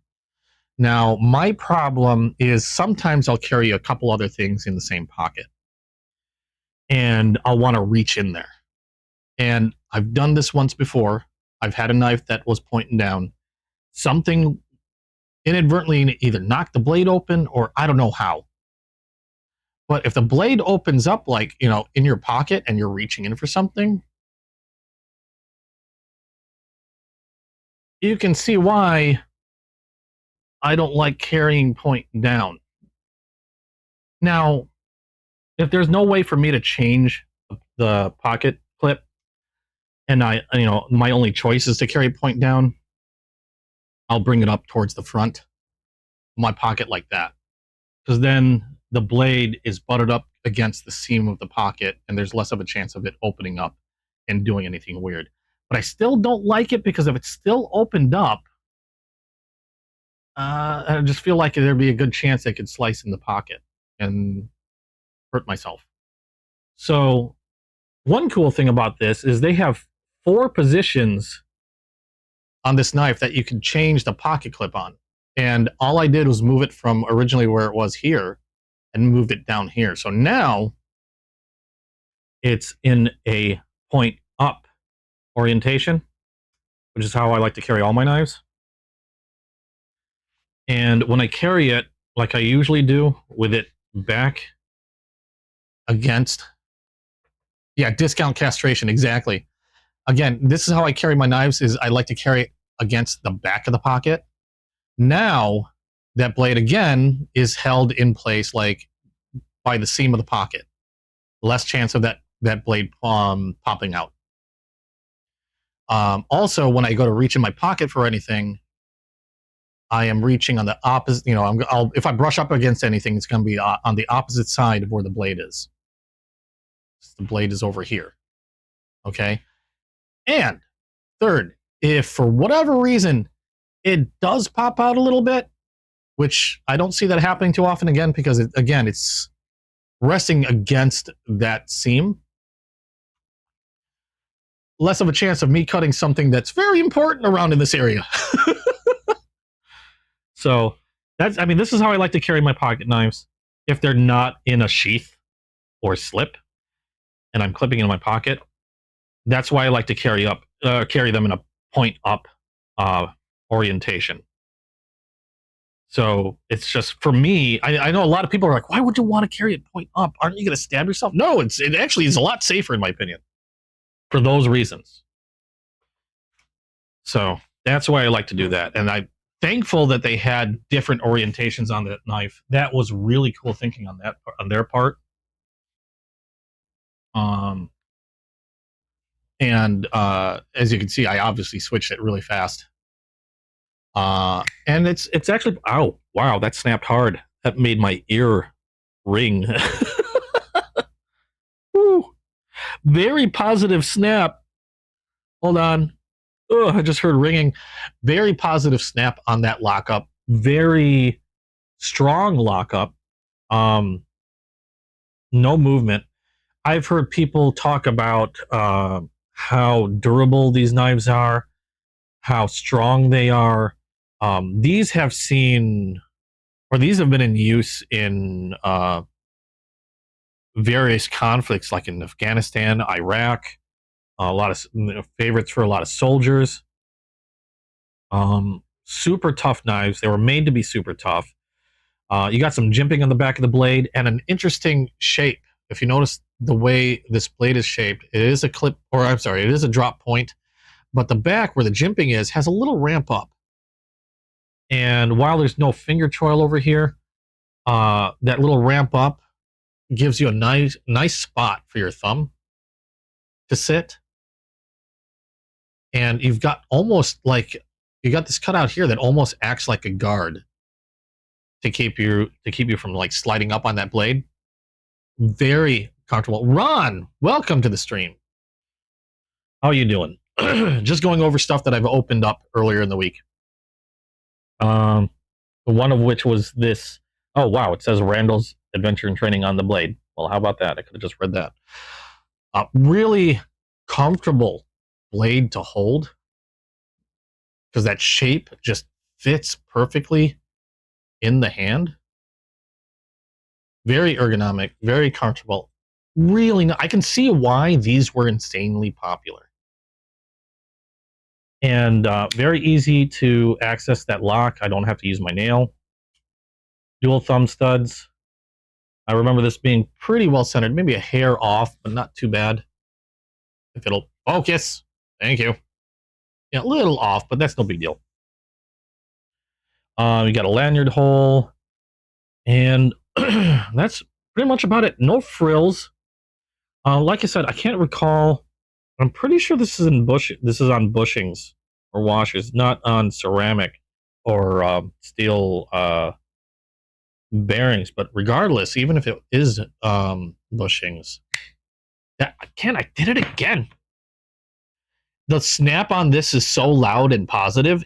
That's twice it's made my ear ring. I should back off when I open it up like that. Like seriously, it made my ear ring. It's just such a loud snap and positive lockup on that. There we go. I backed off. It's something about the way liner locks sound when they lock up when they lock up good, they just sound really cool. It's when you deal with a lot of knives, you start to recognize that sound, and that's probably one of the louder ones that I've ever heard in a liner lock. But really cool knife. I feel like it's kind of like a part of history because all the things that like it like really shot the popularity of folding knives up, I believe, and in terms of modern knives anyway. And a lot of other manufacturers more than likely emulated or tried to emulate a lot of stuff that they did with this one. But really cool knife. Ontario's most popular one. I actually have another one of these coming that I ordered. You just picked up the Aurora Black Swan knife. Ooh. Why does that sound familiar? I'm gonna have to look that up. I was saying I am getting another one of these, and the only reason why I'm getting another one of these is I'm getting the Model 2. It's already on its way. The difference between this is the Model 1, and the Model 2 is the Model 2. This one has just over 3.5 inch blade. The Model 2 has a 3-inch blade. So that one is actually one that I can probably carry without getting in too much trouble. So yeah, I got another one, a little smaller, otherwise exactly the same. I can't wait to get it because I will be carrying that around a lot, I have a feeling. The Aurora Black Swan knife. What is that? Let me look. Aurora Black Swan. Are you going to make me want to spend money? Black Swan Aurora Blade by Aurora. Are you talking by AuroraBlade.com? Is that the one you're talking about? Because if you did, holy cow, that is pretty and pricey. Ooh. That's got some elegant lines to it. Okay, so I'm looking at AuroraBlade.com because Ron wants to tease me. That's pretty. It's very pretty. It's also expensive. I don't think I'll ever have a chance of getting that anytime soon. But that is gorgeous. Shut up, phone. Zirconium inlay, Zircu titanium pivot, very colorful titanium clip. Wow, that is gorgeous. Oh, I'm a little jealous. Not gonna lie. I want one. Someone buy me one. Good grief, that is nice. Very elegant looking knife. Like, that is a sleek knife.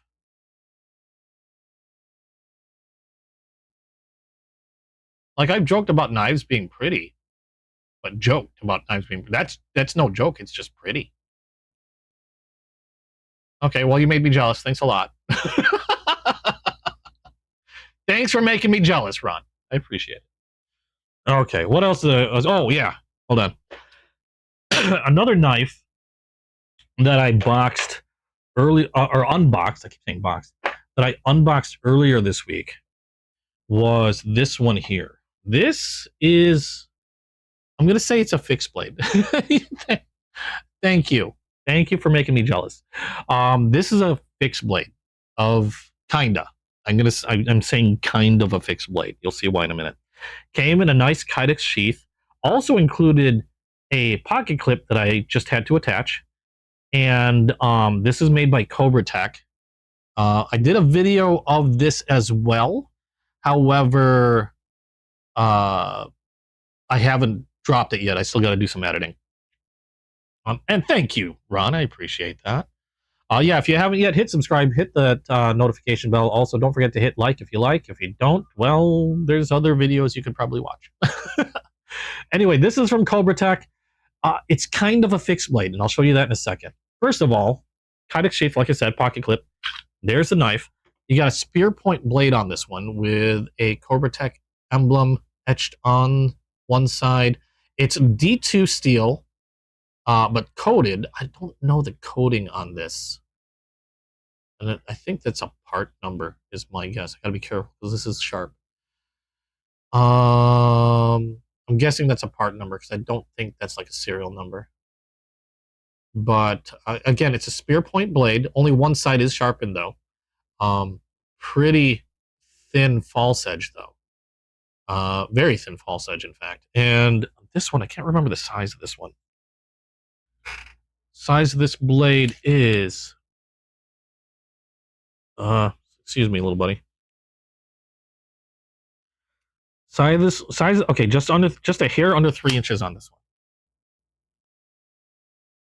But a real cool blade from Cobra Tech. Now it seems kind of plain. G10 scales, nicely textured. It's not a big knife, as you can see. I don't have the biggest hands. Got some finger cutouts for grip. And as you can see, I don't get a full grip on this. My pinky kind of acts as like a base, I guess, but not uncomfortable to hold. It's actually quite comfortable, even though I don't get a full grip. It doesn't feel like it's too small. But it's probably on the verge of getting there if you have much bigger hands, I would guess. But the cool part about this, now I said it's kind of a fixed blade, because as you can see, it looks like one, except for this little bit here, which most people will notice and immediately think that this is a locking blade. So, but it does, how am I going to say this? It is locked open, but this is not a folder. You'll see in a second. So if you depress this like you would any other locking blade, it does free up the knife, but it only gets this far and then stops. It basically transforms into a push blade, and it is locked in that position. So it's rigid, it's not moving. Actually, surprisingly comfortable for a push blade. I've had a few other push blades in the past, and they're not the most comfortable things in the world. This one's actually pretty decent. Now, again, it is a spear point. It is only sharpened on one edge. So this is a false edge, not sharpened. But pretty comfortable. Nice, very symmetrical spear point for thrusting. Cutting, you're going to be kind of doing a weird wrist movement there. But surprisingly comfortable push blade. And I just thought this was like the neatest thing in the world. Cobra Tech, you have a titanium pen with yes! They have, are you talking about the automatic, or are you talking about, well, because they have a very inexpensive pen. But Cobra Tech also makes an automatic pen, which is really cool. Haven't gotten it yet. I think they run around like $90, or just under $90, if I remember correctly. I got this from Chasing Blades, the guy that was in here earlier, the one that, you know, felt like I had a rock star in my video. I got this from him. He's a Whatnot seller. They also have a website called unwaveringendeavors.com. And their website is where they sell a lot of the stuff that they're not allowed to sell on Whatnot, because Whatnot restricts some of the things. Like you can't sell automatics, you can't sell balisongs or butterfly knives on Whatnot. You can't sell like brass knuckles on Whatnot. Not that Unwavering Blades has brass knuckles. I don't think they do. But yeah, automatics, butterfly knives, balisong knives, you can't sell on Whatnot. But they do have a website called unwaveringendeavors.com where you can purchase things like that. I think Whatnot basically is just trying to be careful about differences in state laws, because balisongs and automatics laws for those are going to vary widely from state to state. I still have trouble getting sometimes getting stuff shipped to me here, even though legally I can carry them. I still have trouble getting some things shipped to me, mainly because they just don't want to deal with any possible issues that could arise if they just happen to ship to the wrong place. But I thought this was really, really cool. And then again, to bring it back to its original position, depress the lock, and you snap it back up into its original position like that. And just like any other liner lock blade, nice and secure, locked in that position. Really neat knife, and a size that I can relatively easily carry. The blade is within limits. Now again, I don't carry fixed blades all too often, mainly because I like to carry my knives concealed. Like folders are easier to conceal, whereas this one's going to be a little bit more difficult. And in this case, their orientation of the clip. Wow, I got peanut bits stuck in my throat. Hold on. I am out of Drinky Winky. Oh wait, there's water. There we go. My peanut brittle still had little bits of peanut stuck in my throat. I was saying the orientation of this one looks like it's an out of the waistband carry. My belt would go through here and it would be outside of my belt, which is not something that I normally like to do because, again, it's a little harder to conceal a knife that way. I may or may not replace the clip with something that I can then carry, like maybe get a clip that will fit on this side. I know you can get like an Ulta clip, I think. I forgot how much they cost though. I think they run like maybe 15, 25 bucks. But I could put one on this side, and then I can carry the sheath inside the pocket. So the only thing sticking out of my pocket would be maybe just the top of the sheath and then the handle of the knife. To me, that would be a better way to carry it. Then I could just cover it with my shirt. Whereas this one would probably kind of poke out a lot more, since it would be outside of the pants and hanging on the outside of my belt. But still, really nice sheath, decent retention on it, and just a really cool knife. This thing is just really cool. Yeah, Ulta clip, exactly.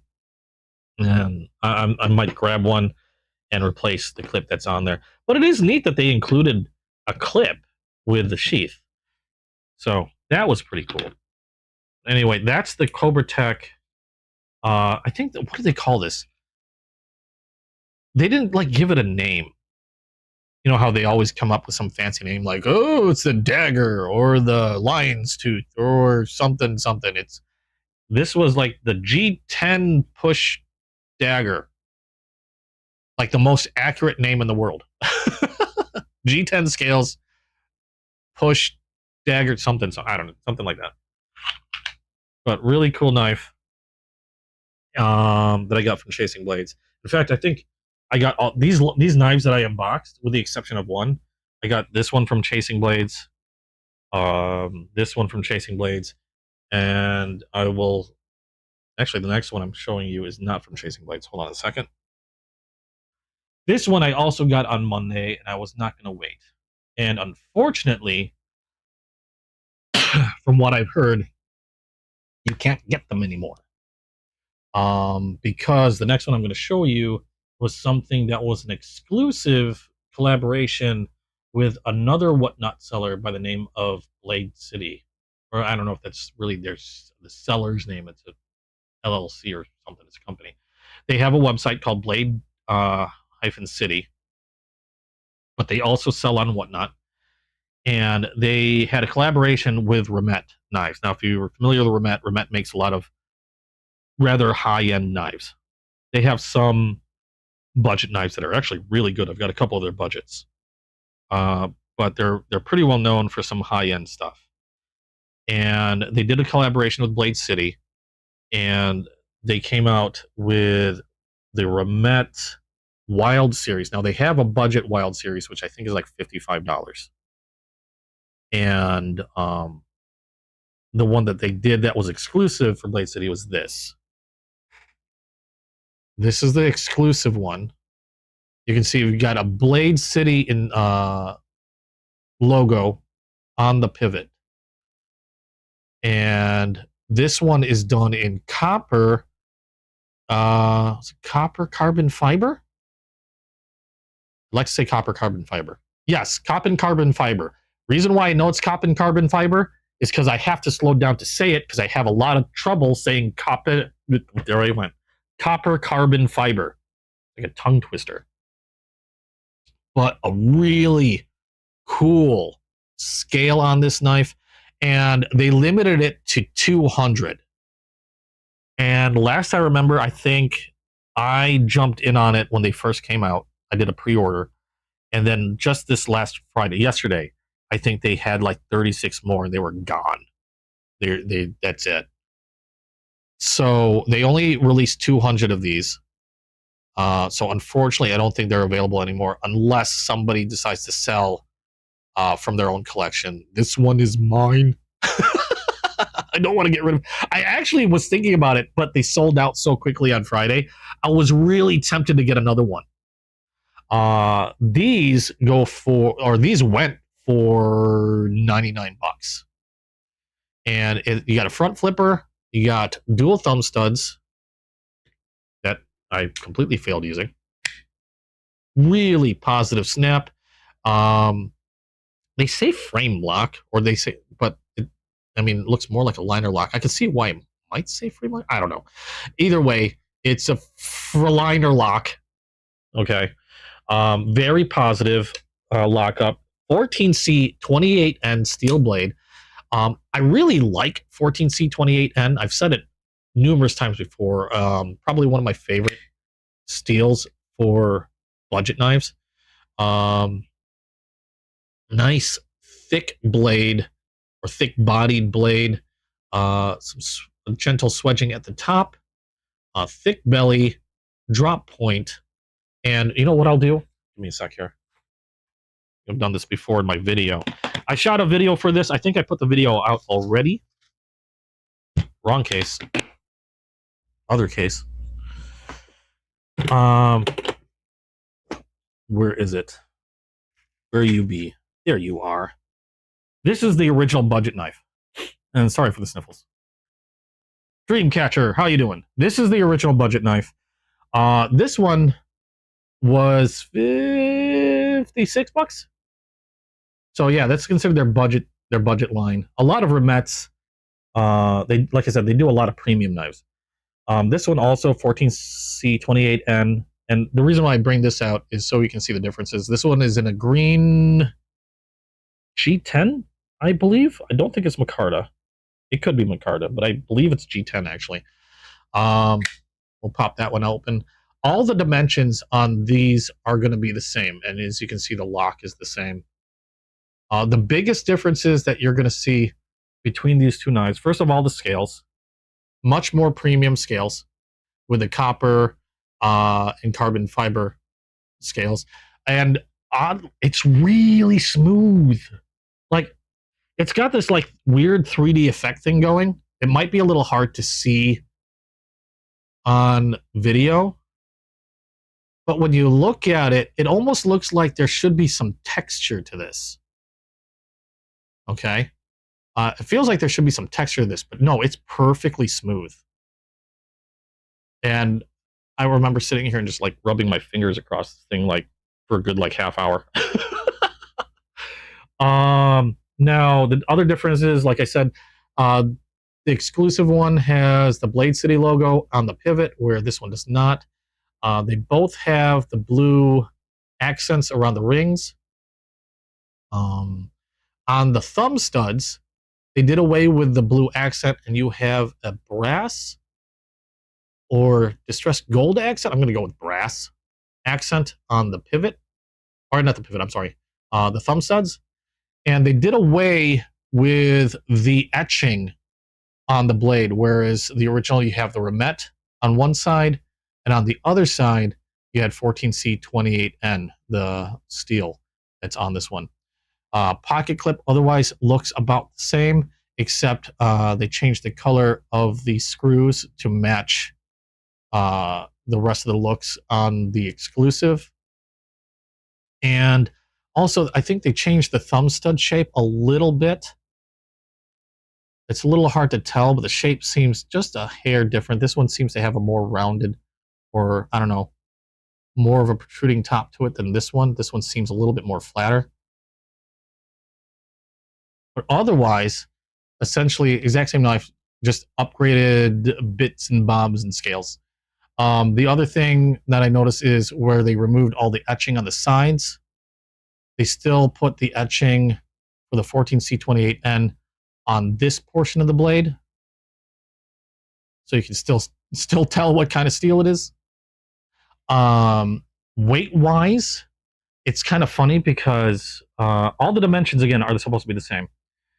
Weight wise, I felt like this was lighter, but according to their documentation, this one was listed as being heavier than the green one. So it feels lighter, but it's listed as heavier. So I don't know. I mean, okay, either way, great, nice. You know what, Waylon, you said Remet knives. Yeah, Remet knives are fantastic. First of all, I really, really like their knives. I got, this is one of the first knives I got from them because it was $55. I thought this was theft. Even at $99, I still believe this is theft. It looks fantastic. I can't get enough of how good that copper, the copper carbon fiber, you gotta see that so slowly. I can't get enough of how good that looks on this knife. It's fantastic. And I'm gonna admit something. There's a little thing that tickles me a bit when I can get a hold of something that's really kind of like no longer available. It scratches a weird itch to know that I have something that just can't be got anymore. And like I said, Blade City did sell out of these. The only places that I know you're probably going to be able to find them now are if you go to Whatnot and somebody is selling one or like reselling another, or like websites like Blade Binge or eBay. You might be able to find somebody selling one there. But I have no doubt that if somebody is reselling this one, they're probably going to be asking a lot more than the original $99 for it. Now, like I said, they're great knives. I love them. But if $99 still seems a little steep for you, I really would recommend grabbing one of these. This is essentially the same knife. It's the Wild series. This one's, like I said, $56 roughly, as far as I remember. Like, you know, you get a sale, you might even be able to get it under. In fact, I think I did get this on sale. I might have paid less. It's possible. I'm trying to think. I know one of them I got on sale. But I would highly recommend this one if you didn't want to. Well, you can't really get these, but if you didn't want to fork out the money that people are going to be expecting for these, highly recommended.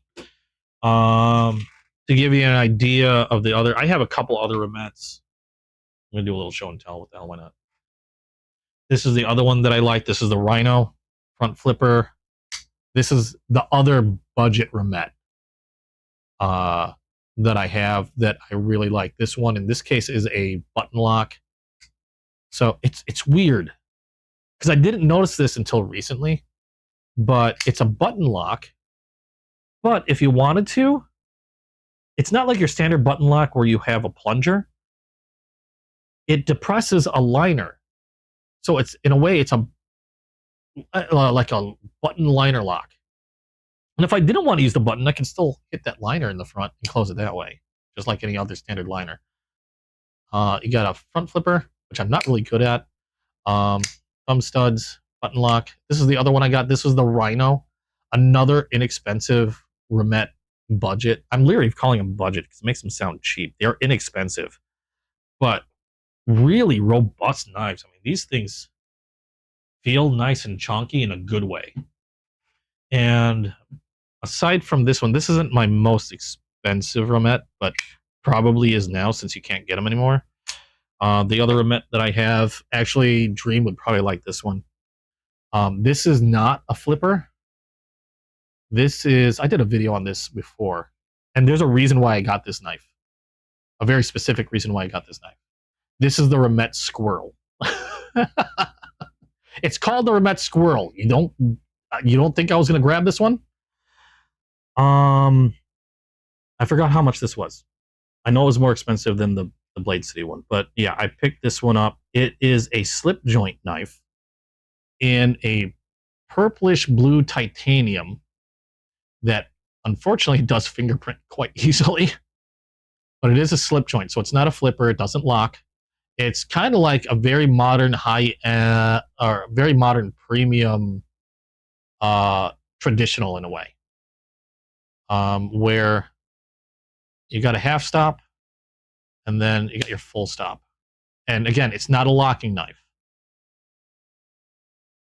It's held by a really strong detent.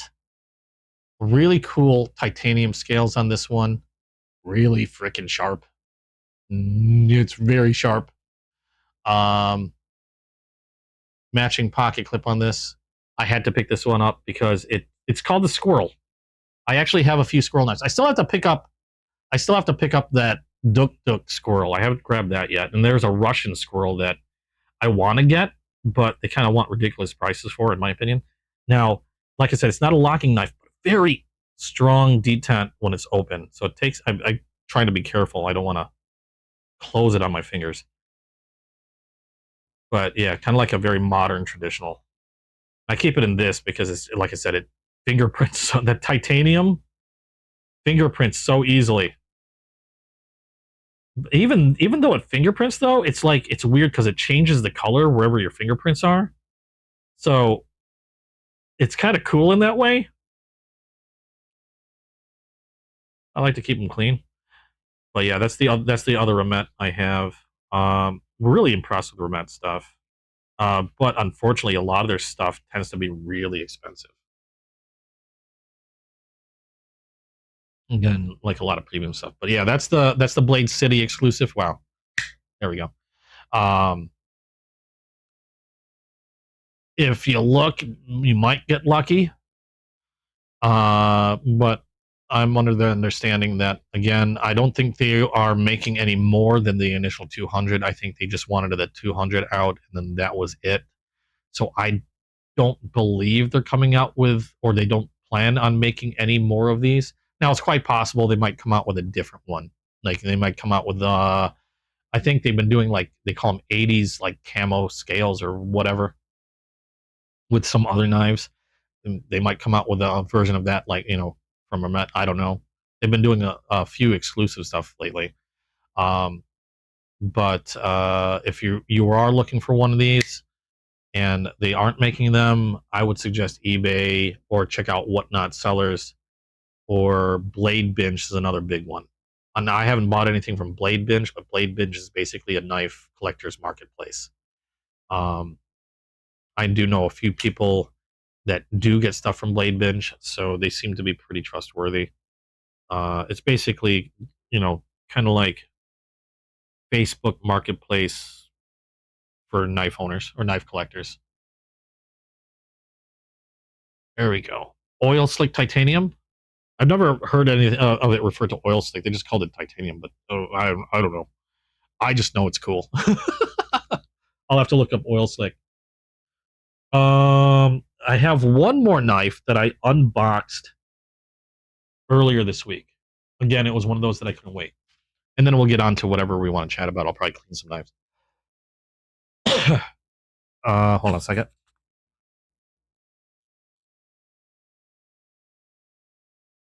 Okay.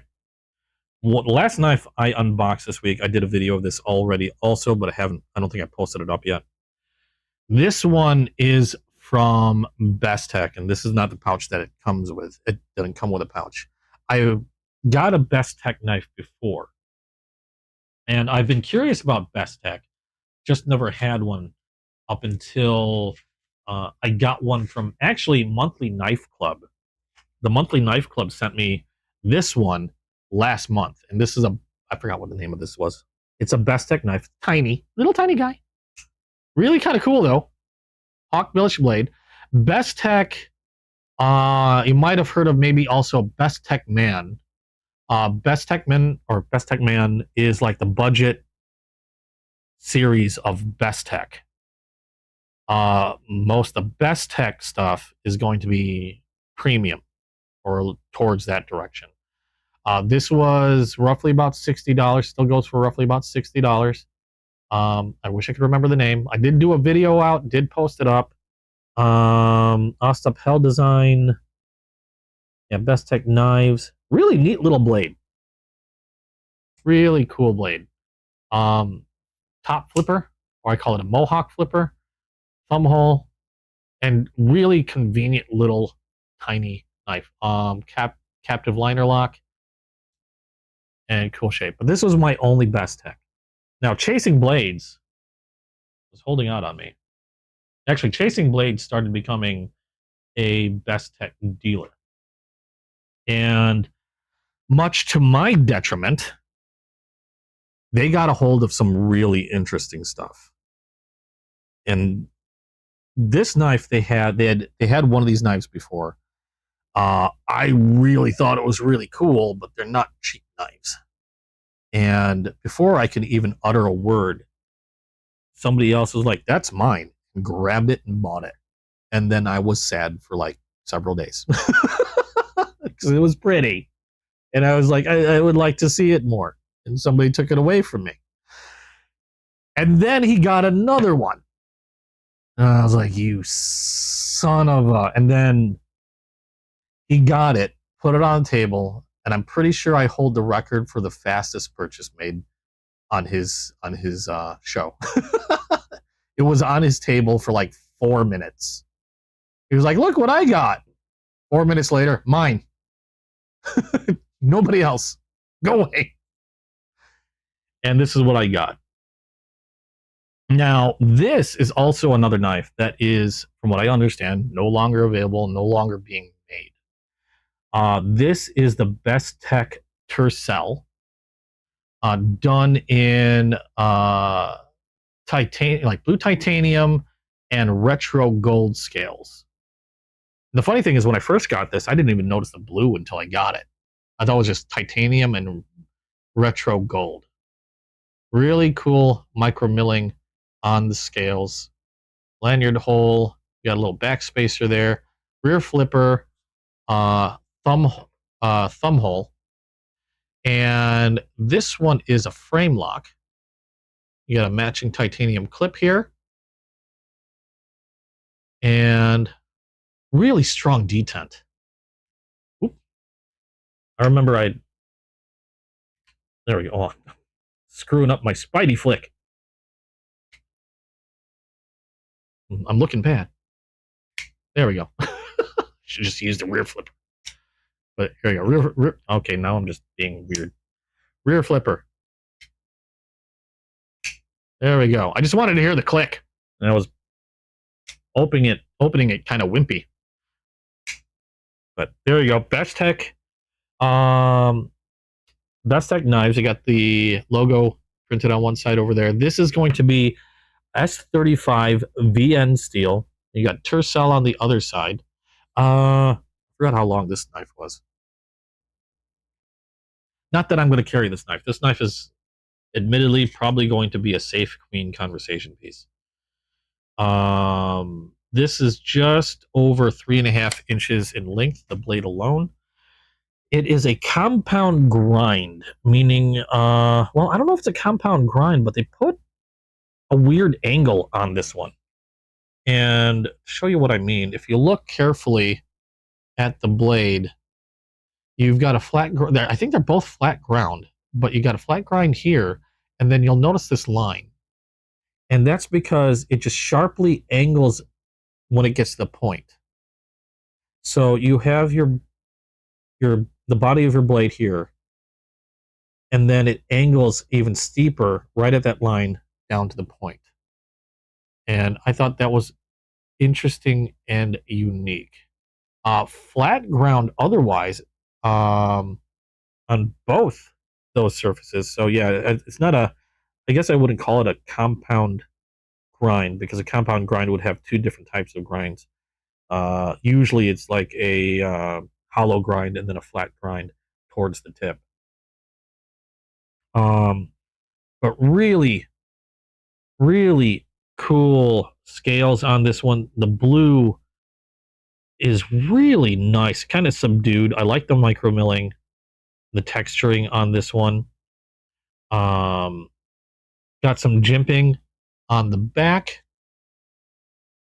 for your thumb. No real finger choil. Got a sharpening choil over here, but a comfortable finger cutout right behind where the flipper goes. So very comfortable grip on this one. Pretty much full sized. Really nice. Oh, hold on a second. 1 second.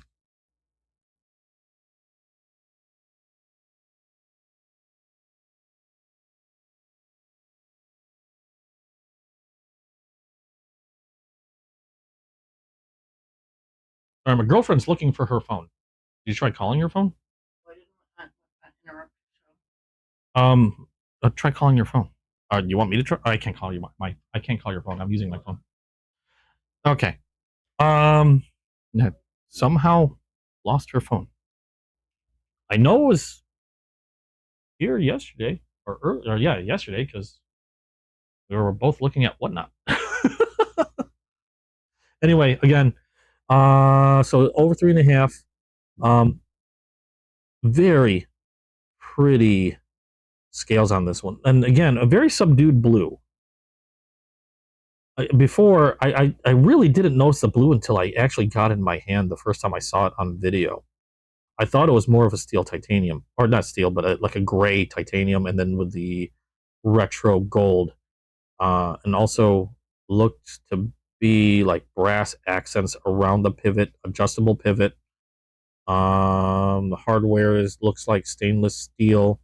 The pocket clip, unfortunately, doesn't seem to be reversible, so not going to be able to move that.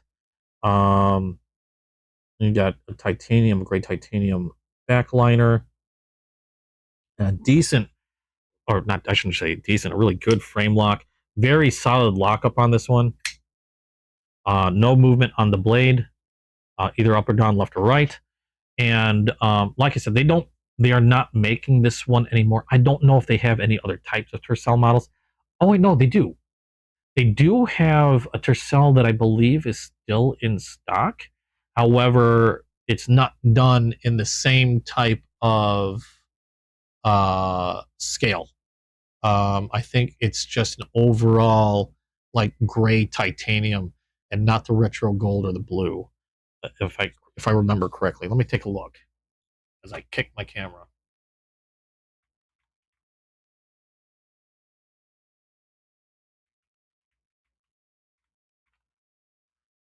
And that one, I believe, is still available, or at least last time I looked was still available. It's just, yeah, it's just the retro gold that they don't have anymore. Oh no, it's gray overall, except the pocket clip and the accents around the pivot are blue. Otherwise, it's the same gray as this pocket clip is. And that one I am showing is still available on their website. And that one's going for 192. This one that I have in my hand now, they're saying they don't make anymore. It was 192, but it was available. And as you'll see here, I think they limited it to 100. This one's actually serialized. So this is first production, and this particular knife was 39 out of 100. So again, it's one of those things that I get a little tickle when I'm able to get my hands on something that's just not available anymore.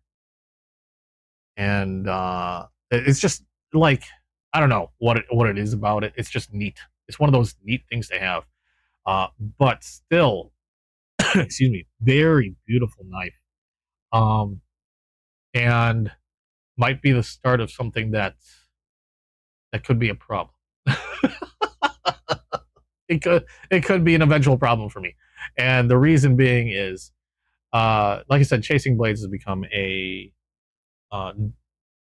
dealer for Best Tech and Best Techman.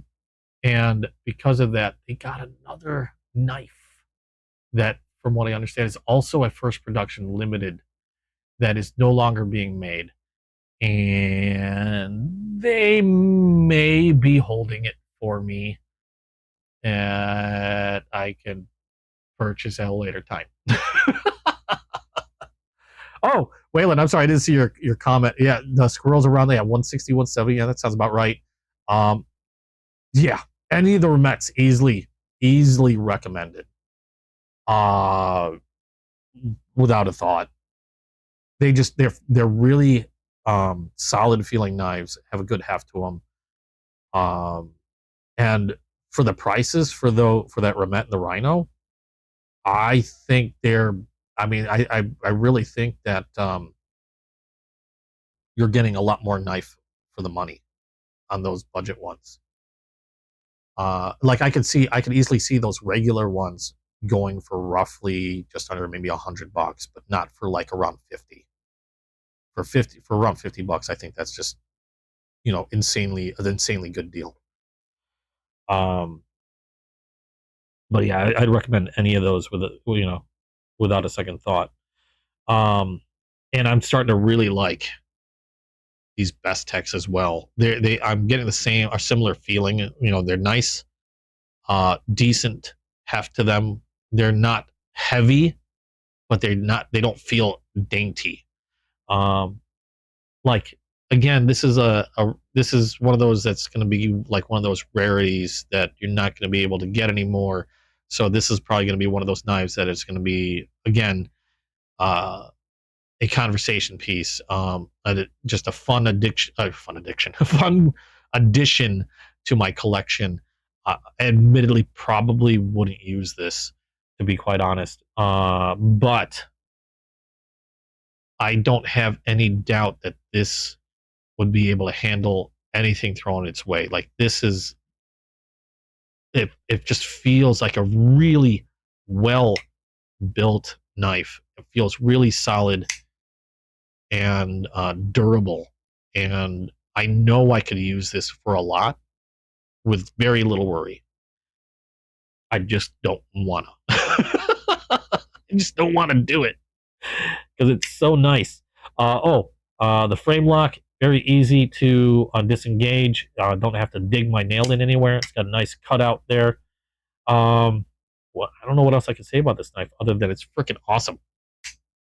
I really like this one. This one and the Remet were the two biggest this last week, and they really just blew me away. The other ones, like the Ontario, was just like Ontario is just a nice knife to have. A really durable knife that you can trust with a lot. And even the Model 2 the Model 2, which is the smaller version of this. God dang it, I did it again. It's got a really distinct ting when you open that blade quick that's making my ear ring. Every time. But it's nice. It's a really solid sound. But the Model 2 is even less expensive. Usually I see them between 35 and maybe just a hair over $40 for the Model 2, which is the 3-inch blade version of this. Didn't want my ear to ring. Still did. But just a very solid knife. The others, like the push blade, was really cool because I don't have a push blade. And it's also a nice, small, kind of fixed blade, which I don't have too many of. I have a lot of, well, I shouldn't say I don't have too many fixed blades. I do have quite a few fixed blades, but nothing more modern, I guess you could say. Like this is a lot of the fixed blades I have are from Titan knives. They have like the bone handles, or they're along those lines. So this was also a really neat one. But those are the knives that I opened during the week that didn't make it to this week or this weekend's unboxing because I didn't want to wait. I wanted to do videos of those knives and get those videos out. I think I put out which was the last video I put out. I'm pretty sure the last video I put out was the Ontario Rat, and I've still got to edit the other ones. You need to do a knife pick section and or daily. Yes, on the Discord. Like I said, I'm busy. I get really busy. That I haven't really gotten through to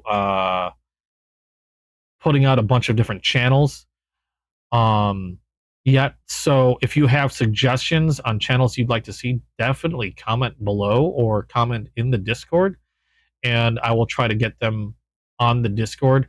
Like those two ideas, knife pick section, daily carry section, I'm totally down with. I have a new knife day section where if you have a new knife, post them in there. Yeah, the NKD one. I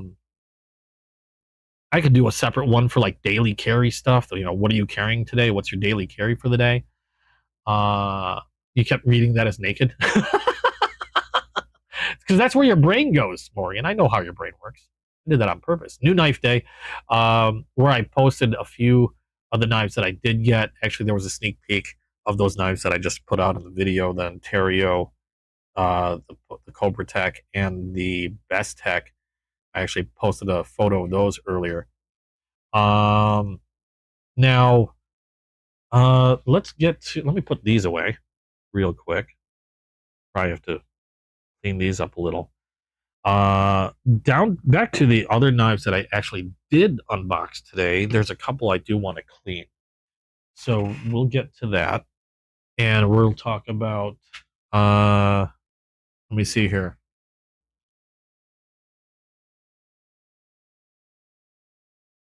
Let me talk about plans for tomorrow. So let's go ahead and start cleaning some of these, and we will talk about plans for tomorrow.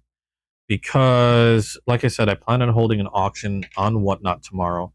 I'm trying to consolidate my collection. Now, I generally don't get knives all willy-nilly. I'm only going to get knives that I really like, which is why a lot of my, I guess you can call them reviews, are mostly on the positive side.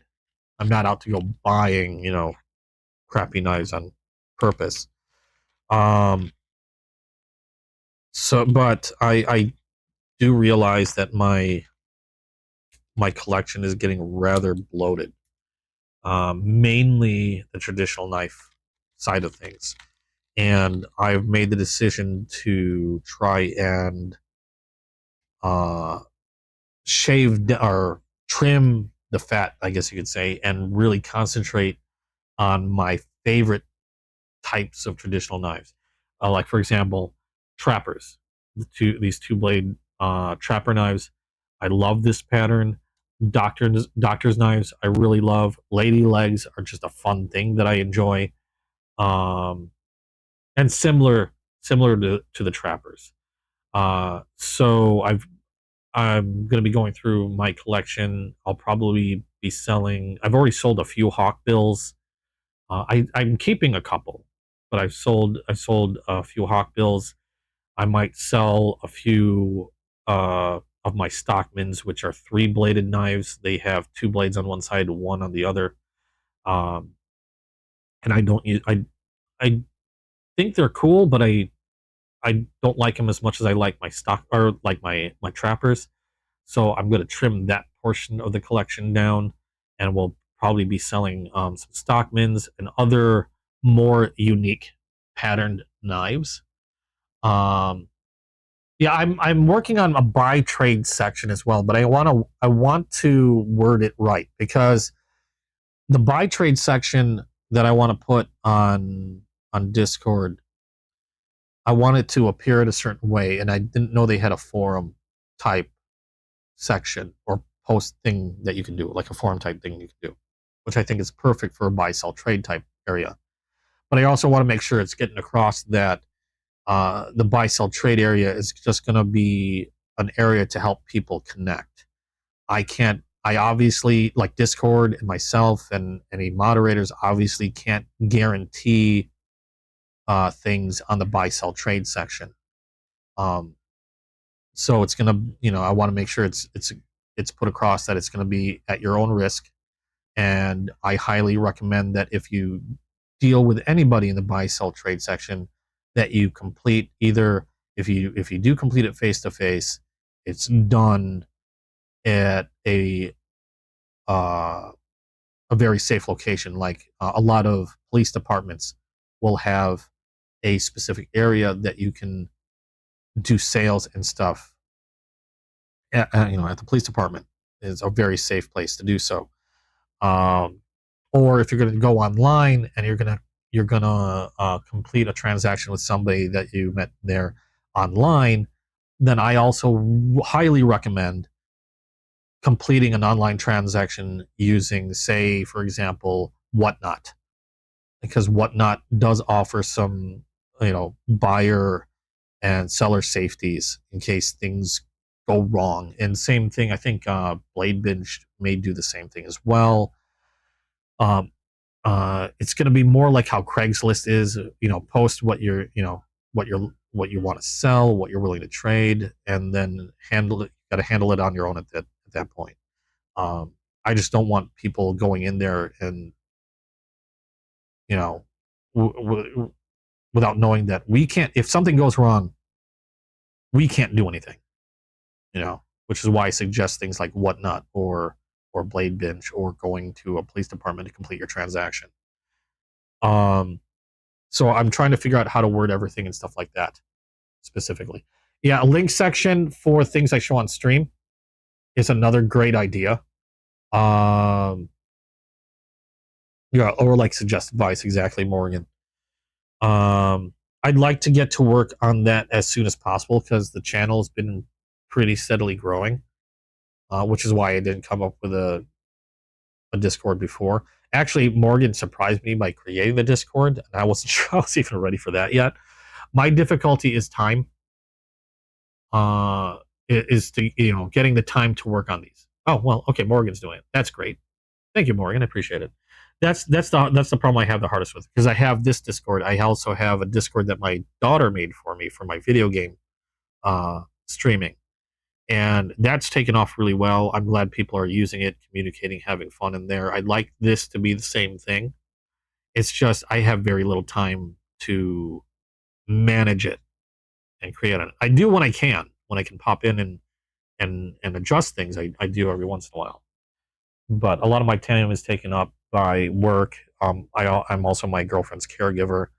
Then also all the knife stuff and the streaming, etc. My days tend to be pretty full. In fact, the only time I consider myself a gamer. I consider myself a gamer, but as of late, I've realized that the only time I've had to game, the only time I've been playing a lot of games, has been when I'm streaming. I still do play some games every now and then when I have the time off stream, but the majority of my time in a game has been when I'm streaming the game. So yeah, I don't get to play. I don't get to play outside as much anymore. So I just want to give you guys a realistic view of how things are currently being handled. I'm doing it when I can. Just don't expect it to be very fast. I was going to clean stuff. Where did I put my rag? There you are. There's my polishing rag. There's my oily rag. There's my gross rag. Gross rag needs to go in the garbage. Okay, so we're going to start on these because these classics these traditionals need to be cleaned. We'll start with the big one.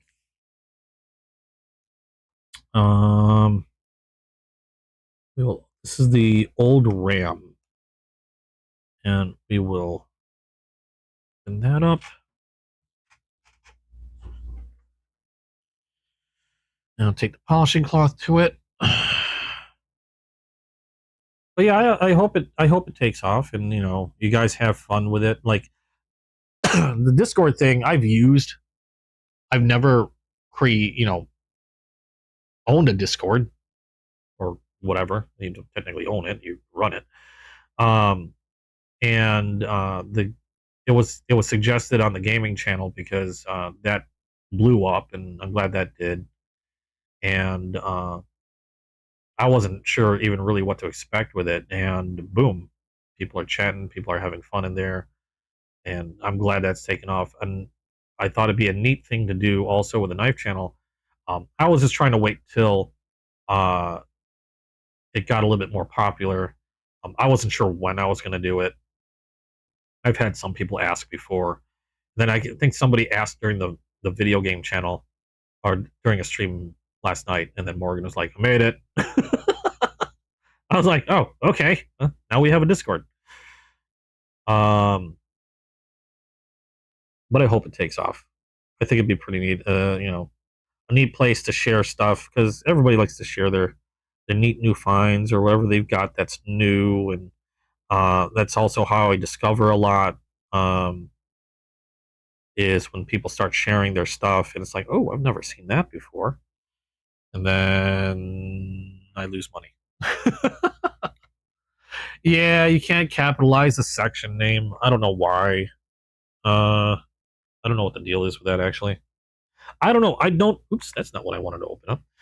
I, other than communicate on Discord, I don't normally do a whole lot of creating stuff for Discord. I always left that to my daughter. I would just yell at her like, "Oh, make this for me," because I have no idea what I'm doing. All right, let me get. There it is. Oil rag out because I don't want to. Actually, let me take this mat out. I don't want to soak this mat in oil if I spill. I like this mat. This mat's nice. I'd actually rather scratch the table. I will put this out. Okay. So we will irrigate, oil the hell out of the inside of this well. Start running oil all over in there. Get all the yuckies out. Even new knives will have a lot of leftover like gunk from machining and stuff in there. So I like to do this.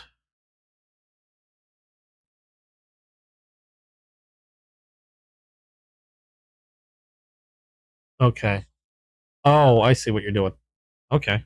I'll leave it up to you guys. My only thing is I just want to make sure that it's put across that we can't be held responsible for that stuff. It's going to be at buyers and sellers' risk, which I'd like to think is common sense, but you know how some people can be a little weird. But I still wouldn't mind that section because um, that's how a lot of people discover new things, get deals, and uh, I'd like to think there's some trustworthy people out there. I'll give them the benefit of the doubt.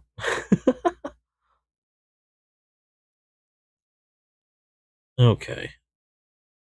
I mean, I use Whatnot for a lot of my buying, admittedly.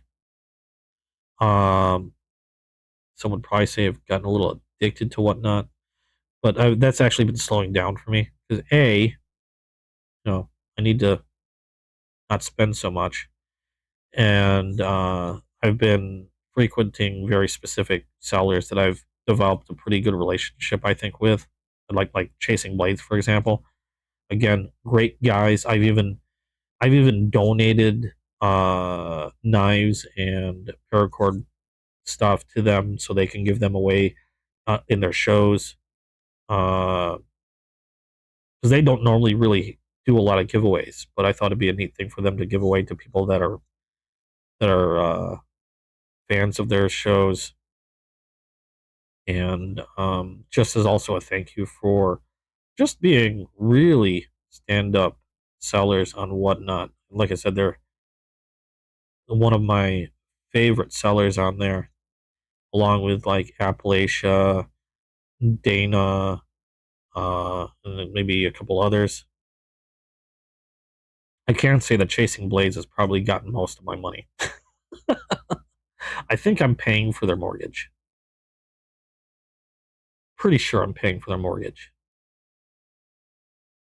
And if you ever go back to listening to this video, uh, Chasing Blades, I mean, if you want a spokesperson, you can pay me in knives. I can be your spokesperson. I might not be as pretty as some spokespeople are, or spokesmen are. I mean, like Cobra Tech is a really pretty spokesperson. Not gonna lie. I might not be as pretty, but I can try.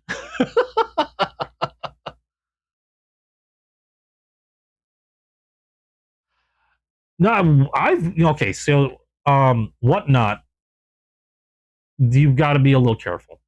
There are some people that do like to mark stuff up, and there are some people that like to complain when things get sold low. I actually like Whatnot because the type of bidding environment and protections that they have, as well as fees and stuff, to me are better than what you get with eBay. Now, I mentioned Chasing Blades a lot because Chasing Blades is one of the few people, same with Appalachia, that aren't going to mark up stuff for silly things. In fact, I've gotten better prices from Chasing Blades and Appalachia freeze-dried knives. I've gotten better prices than I could get anywhere else on retail. A lot of my knives I've gotten were much better than I could get on retail. And how do I know this? Because I research. At the store, yeah, I found a lot of sellers that will mark up knives. They'll tell you, oh yeah, this knife is like $50 when you can easily do a search and buy it for 40 or 35. But Chasing Blades and Appalachia aren't like that, which is why they're two of my favorite sellers on there. Even if a knife is no longer being sold, okay, like some of these knives that I showed you. A lot of times when you have a knife that's no longer available on the retail market, a lot of sellers are really quick to cash in on that. And what they'll do is they'll mark up the price because you can't get it anywhere anymore. That's the case for like Labubus, if you're familiar with the Labubus. Retail price on a Labubu plushie, if you were to be able to get them at the store, which they're always sold out, is $28. Okay? $28 for a Labubu if you can get them at the store. They average $50 to $60 and whatnot. Everybody marks them the hell up like crazy. Okay? Now, Chasing Blades and Appalachia aren't like that. If something isn't being sold anymore, like, okay, that Best Tech knife I showed you, okay, for example, that's not being sold anymore. In fact, it's serialized 39 of 100. That can easily be, a lot of sellers would see that and very quickly mark up the price because it's something that you can't normally buy anymore.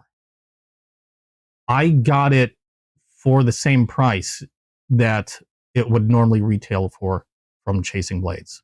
He did not mark it up. So something that is no longer available, I was able to still get for the exact same price when it was available. No markup for rarity. And quite a few knives I've got from them were actually less than I could get on retail. And I do searches. There's a lot of online stores that I use to compare prices on. You've got Knife Center, you've got Blade HQ, you've got Chicago Knife Works, you've got SMKW, you've got Blade Binge. Obviously, there's places like eBay, which I don't normally go by because a lot of times prices on eBay can also be marked up. But Chasing Blades and Appalachia are probably two of the most honest sellers that I know on there. Not to say there aren't any other honest sellers. Dana's a great seller as well. There's other sellers like, for example, Civivi Suncut. Okay, the sister companies. We is the premium. Civivi is like their mid-range, and then Suncut is like their budget range. Otherwise, all owned by the same company. We Knife Civivi Suncut actually started selling on Whatnot. And now, granted, a lot of the stuff they have on Whatnot that they sell on Whatnot is premium. However, a lot of times, if you're unless somebody outbids the hell out of you, you can get a really good price on their premium We knives. And there's a lot of times where they will be doing giveaways for free knives, which are open to pretty much everybody that follows them. I mean, they'll hold a buyer's giveaway, but a lot of times before the buyer's giveaway, they're still giving away a lot of free knives. And there's quite a few sellers that do that. They'll hold giveaways for free knives. There's also a lot of sellers that'll do like buyer's giveaways. As long as you buy something during the show, you're included in the giveaway. Now, there's other stuff like waffles and other games, like akin to gambling, that I've tried like 2 or 3 times that I didn't get in, and I probably won't do it again. I'm not the biggest gambler in the world, so it's just one of those things. I thought I'd try my luck a couple times just to see what it would be like. But yeah, no, there's a lot of good sellers there. Part of it's dependent on A, who you're dealing with, and B, what you're looking for. If you're looking for Labubu, you're going to pay more. No ifs, ands, or buts. You're gonna end up paying more than you'd ever pay for retail on a Labubu. With knives, it depends on who you're dealing with. There's a lot of good knife sellers that I've dealt with. The ones that I stopped dealing with are the knife sellers that whine and complain. I get kind of tired of that. There's like knife sellers that are like, oh my God, I can't believe you got it for that price. I can't believe you only paid $10 for my knife. You're taking food away from the mouths of my children, and I'm not going to be able to pay my bills. And the ones that, and I know there are some that joke, but there are some that seriously whine. And my only response is, if you're complaining about how much a knife sold for, why did you run it at that price? If you have to have a minimum, run it at the minimum. But don't run it at $5, then complain that somebody bought it for $5 if nobody else, bids on it. And also, I've started storing away anybody. Like I said, I do research. And if somebody says, yeah, the retail of this knife is $50, I'm going to look it up. I'm going to see what the retail is. And I'm going to look it up at different sites to see what the retail is. If they're accurate, cool. If they're off by like 10 to $20 on multiple sites, then I start wondering, what they're doing. And even then, a lot of times they'll start the bidding lower than retail, but they harp on you to try to get it up to a certain point. And all I can say about that is, if it doesn't sell for what they want, well, there you go. Also, you got to keep in mind, some knives do have a map to them. And what I mean by a map is, there are knives that have a minimum, what do they call it? It's set by the manufacturer. I forgot what MAP stood for. I think it's like minimum advertised pricing or minimum acceptable pricing, something like that. Either way, Case is a big one. Case knives have a map. If you are a dealer for Case, if you have a dealer agreement for Case knives will give you a map for each of their knives.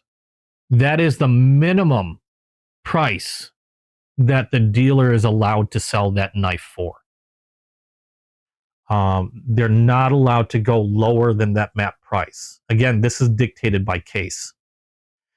And if a dealer is found to be consistently selling knives under map pricing, they can lose their agreement with Case. Case will basically say, okay, bye-bye. We won't deal with you anymore. So there are knives that do have map pricing. Case is the one that I'm most familiar with. Other knives like Vosteed, for example, have a very, very slim they have a very slim margin on Vosteed is one. I forgot who else. Those are the only ones that really come to mind right now. Our Case has a map. Vosteed has a very slim margin. And I forgot who else. But I'm going to say a majority of manufacturers do. So not every person is going to be able to start a auction for a knife at like $1. They would get in trouble with their agreement. That being said, if you don't have a dealer's agreement and you're selling out of your collection, you can sell it for however much you want. I am not a dealer. If I'm selling knives, they are generally coming from my collection.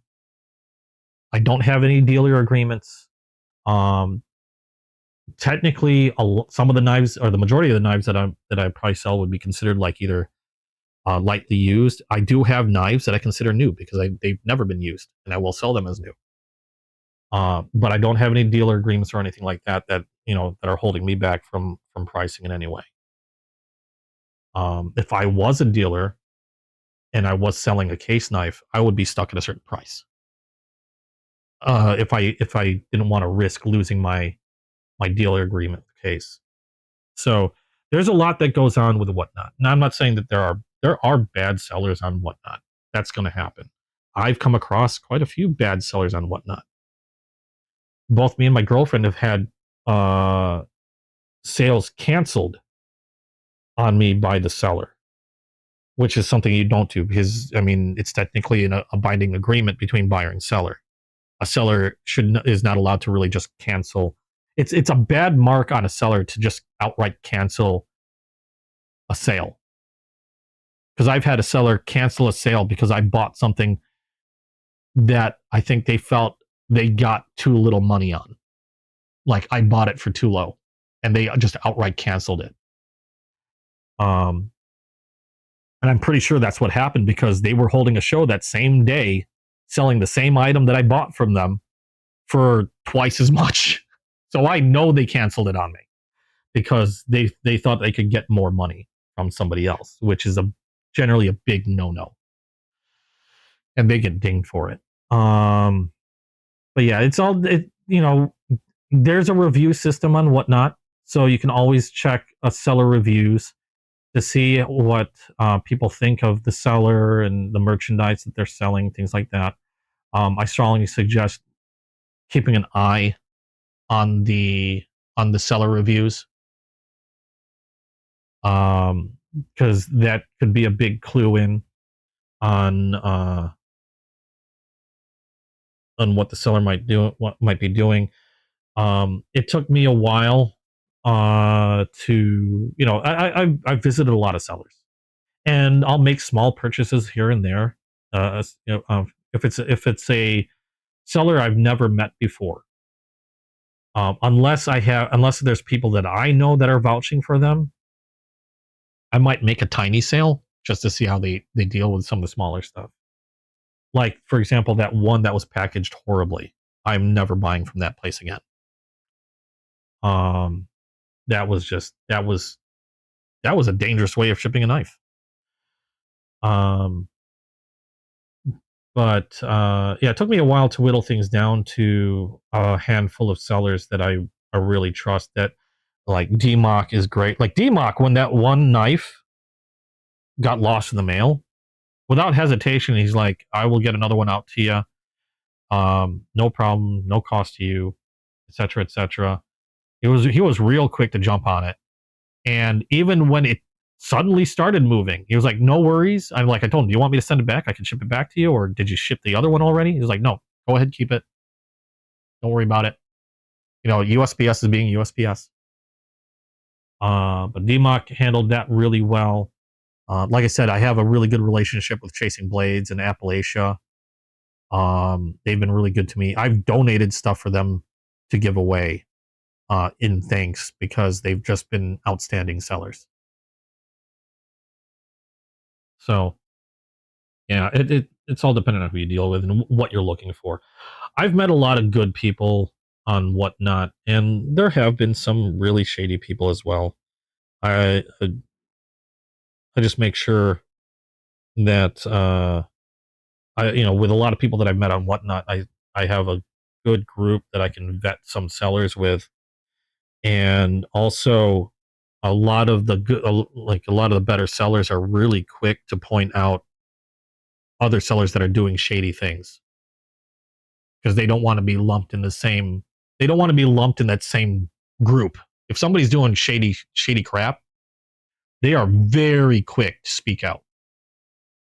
And I don't know if it's just the knife community.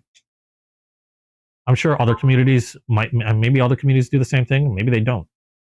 But I know the knife community, at least, is very quick to be very vocal if somebody's doing anything shady.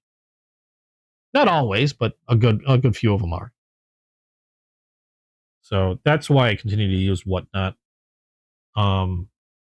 Because I have gotten really good deals. I've gotten some outstanding deals. I've gotten some hell. I just got an automatic for free, for crying out loud. How long is a blade on the Rat 1? The Rat Model 1 is 3.5 inches roughly. The Rat Model 2 is 3 inches. I know this because I ordered one from Chasing Blades. And that's on its way out to me. I'll probably unbox it next week. But I wanted to get one that was 3 inches long. What was I going to? Oh yeah, the little peanut guy. Yeah, the Model 2 is, they're exactly the same in terms of materials. They do have different colorways that are available depending on where you go. I've seen like orange or red. I've seen green. I've seen even like a bone. It's not made from bone, but it's like a bone white color on the rats. But as far as I know, they're all the same price, all the same specifications. Just the Model 1 and Model 2 are just different sizes. That's about it. You have a 2 on order? Oh, but it's not a normal 2. Oh, okay, so it's a different one. Oh, yeah, definitely. Show me on Discord. That'd be cool. Now, I don't get all my knives from Whatnot, obviously.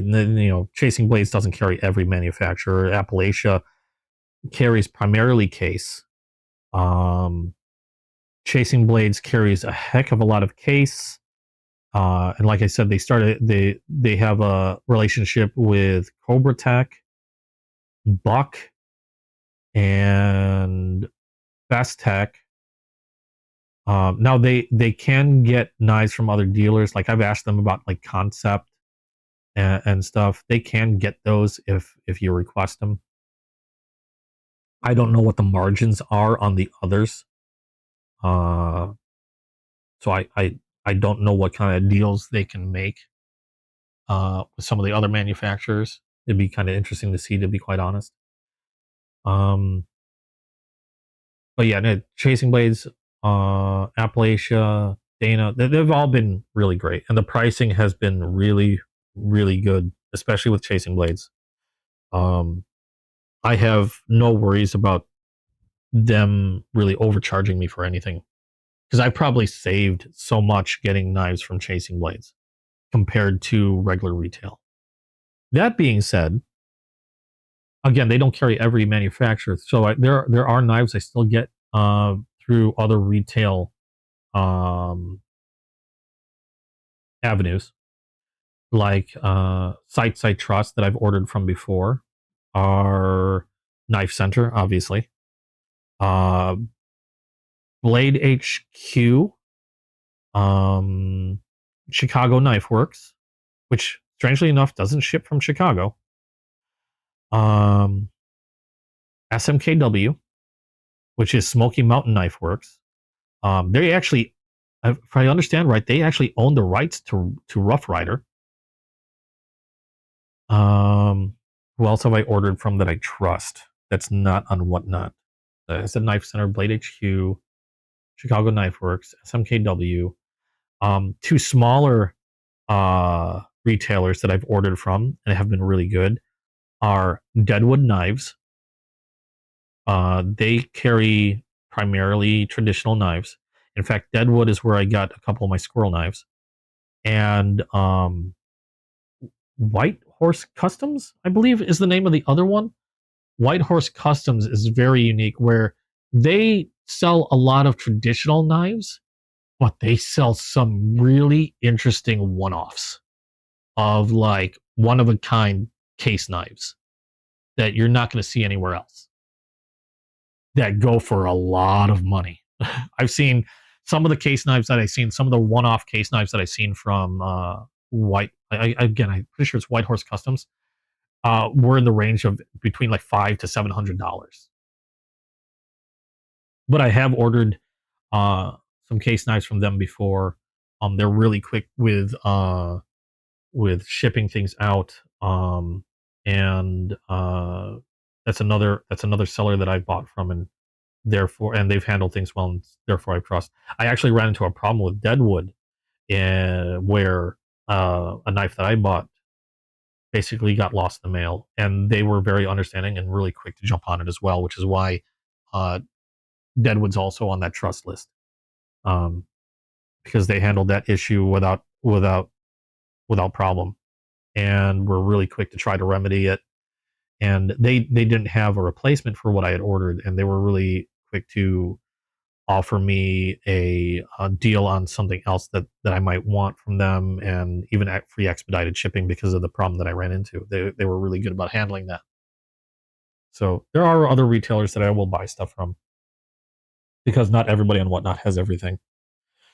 And if you have a question, like if you go on Whatnot and you see a seller that you're not familiar with and you have a question, I'm not saying that I've seen every seller, and I'm not saying that I've dealt with every seller, but at the very least, I might know people, and I can even ask around if you're not sure if it's a seller that you'd be comfortable with.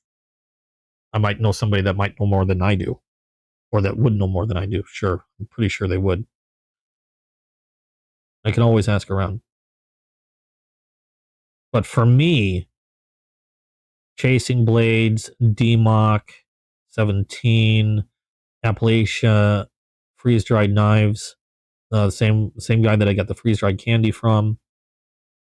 All the pricing for them has been outstanding. Like I said, and they work with case a lot, so a lot of their case knives are going to be under that MAP pricing agreement.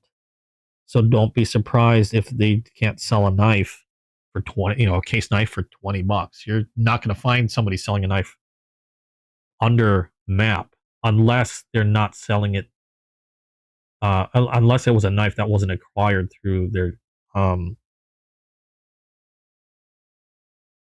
unless the knife wasn't a dealer acquirement, you're not going to sell.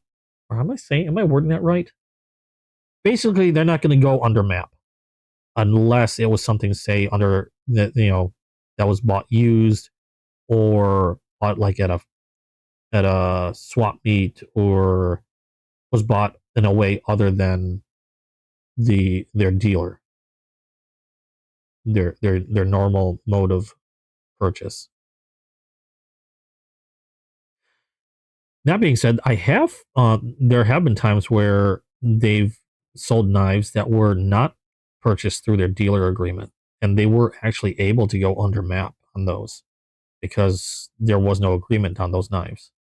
So that's always kind of neat that sometimes you can come across stuff like that.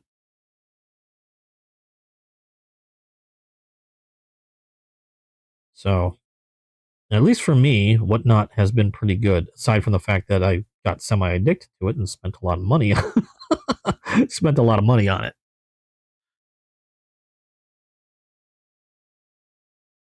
So far it's been okay, and I try to be more and more careful with who I deal with. I tend to be even stubborn to that point. Once I develop a good relationship with a handful, that's pretty much who I stick to. There's been a lot of sellers I've bought from that I've slowly stopped dealing with. Mainly because, not only because that they sell stuff that I'm no longer interested in, but sometimes some sellers I stopped buying from because I got tired of some of the antics that they do in terms of trying to get people to bid up higher, or the complaining that they do and stuff like that. I'm actually surprised that you'd say that a lot of them are selling stuff above retail, because a lot of times the tactic is they'll start it low and then complain like crazy when they don't get past retail. My biggest complaint are those sellers that will just outright misinform what retail is. saying that, oh, this knife is like $75 all day, but if you go and look, you'll see the knife retailing for like $50, not the 75 that they keep talking about. Because that just tells me that they're, it's like kind of like a little white lie or downright lie, really. And if I catch a seller doing that a lot of times, where they're saying that, yeah, this knife retails for $100, even though I can plainly buy it online for a lot less than that. Yeah, no, I stop checking their shows out. I will go somewhere else.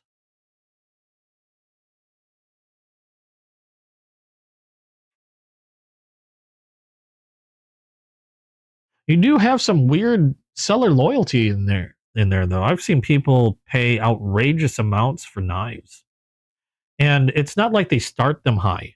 I've seen it where people, the seller will start the bidding at like, I've seen bids start at $1, but then people will, bidders just start shooting it up to, like way above retail. Because of a lot of times because seller loyalty, I believe. And that's happened with some of my sales. It's more about like my first auction that I ran. I was selling stuff out of my own collection. And obviously I'm not out to pull the wool over anybody's eyes. I started a lot of my stuff pretty low. Pretty sure Morgan was there. I started a lot of my sales really low, and quite a few even dollar starts. And out of the goodness of a lot of the people that were attending my very first show, they bid high on purpose. I know they bid high on purpose, which you don't need to do. And I thank everybody for all the support on that show.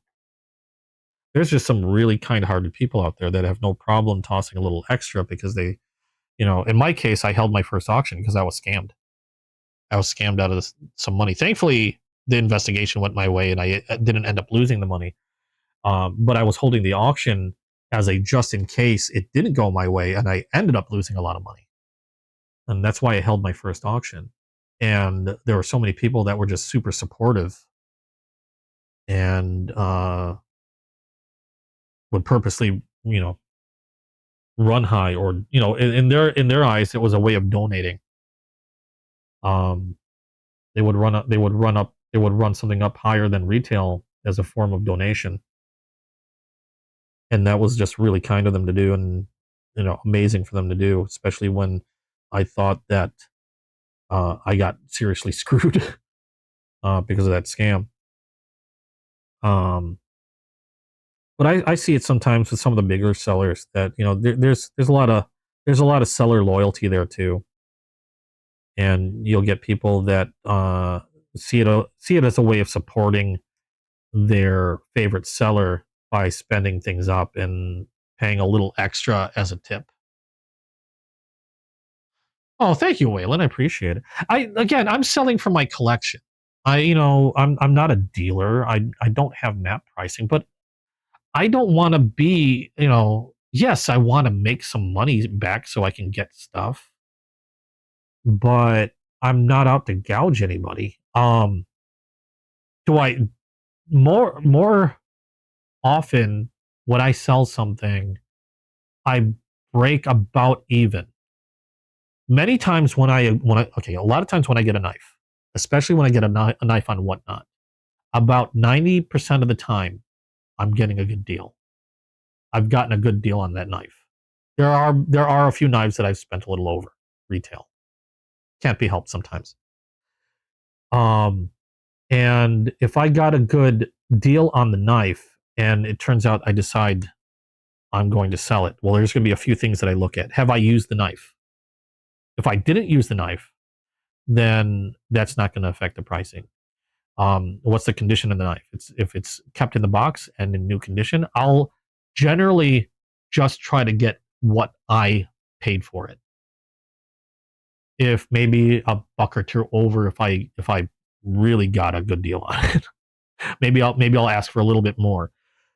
But if somebody wants to know what the retail price of something is, I have no problem letting them know.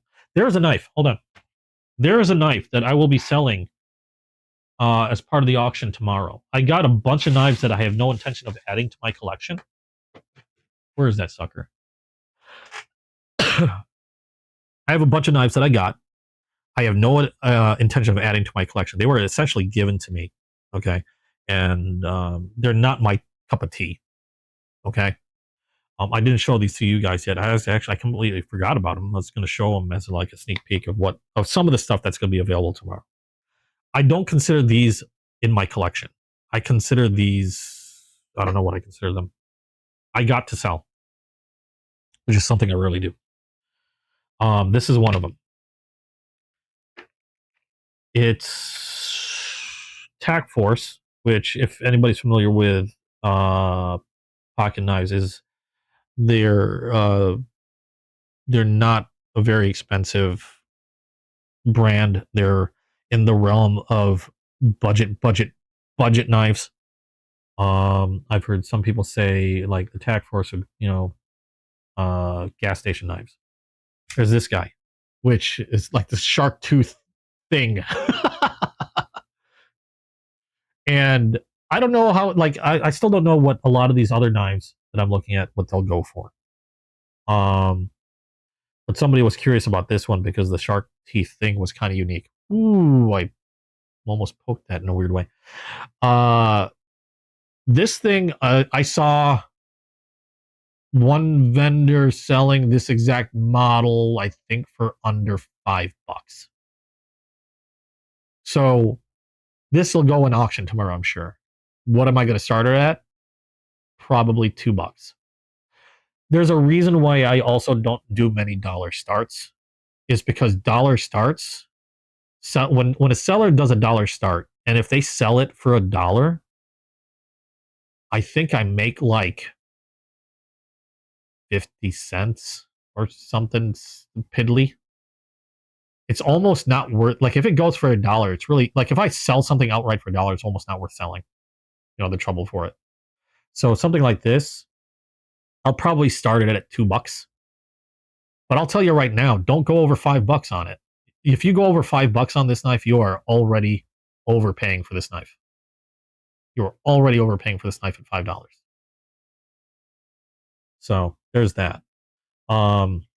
I don't want to gouge anybody. I'm not going to tell people, oh, retail, this is, because easily this one I could tell you, retail is probably $20. Or what, not retail, I'm sorry, I misnamed. MSRP on this one is probably $15 to $20.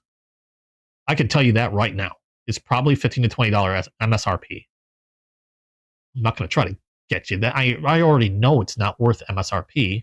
You can easily get it for like around $5. There might be a website or two you could probably get it for $10. But the first one I saw was $5. If I can find it easily enough for $5, I'm not going to try to gouge you and make you pay more. Now, if you wanted to buy it for $20 out of the goodness of your heart because you felt that was a tip to me, I'm not going to argue, but I will tell you, you are overpaying for the knife. I will tell you that right now, that you're overpaying for this knife if you go over $5. So there you go. You got to decide if I want a Discord bot for the server. Probably, if it helps. I'm assuming Discord bots are helpful. I don't know how to Discord bot. I'm in IT, and there's all this newfangled stuff. I feel like I'm an aging dinosaur of an IT guy. But yeah, this is one of the knives that will be up on auction. I've got a few more, or a handful of other knives that will also be going up for auction tomorrow that were essentially given to me in like, I think a couple of them were actually giveaways. Others were like add on, like, sometimes some sellers will be like, hey, you bought something for me, you know what, tossing something to you for free. And some of those were acquired that way. Stuff like that. And as much as I appreciate like the giveaways and the freebies that could toss my way, or whatever, that's not stuff that I'm really interested in keeping in my collection. They just don't fit. Back when I was young, I would have eaten those knives like no tomorrow. I had so many M-Techs. I had so many Smith and Wessons and what, whatever, because I just thought they were cool. They were tactical. I've kind of grown out of that. I'm not looking for tactical anymore. I'm looking for elegance. I'm looking for usability. I'm using for some stuff that I can either actually use or are, to me, a combination of that and works of art. Like, for example, that Best Tech is just beautiful to me. That Remet Squirrel, admittedly, partially because the name Squirrel. Things like that. S&W, they're kind of like mass-produced. The majority are like mass-produced by another company that they just stick the Smith and Wesson label on. There are some knives that I've seen from a Smith with a Smith and Wesson label that aren't too terrible. In fact, one of the knives that I have in the house that I use primarily for cutting open Amazon packages is a Smith and Wesson. I consider it my usable junk knife. That's not all the case. That's not always the case with knives that have like gun manufacturers on them. For example, Remington makes a lot of really cool, or they have a lot of really cool traditional knives that are pretty darn decent. I've had a few of them, and they're nice. They're traditional, but they're nice. I think Tecto did a collaboration with EOTech, which, if you're familiar with EOTech, is a very expensive optic for the military.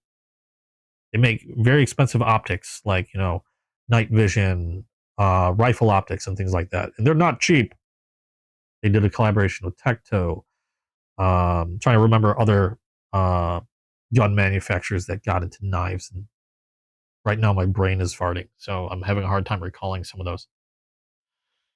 Well, you shouldn't be using any knife as a pry bar, Dream.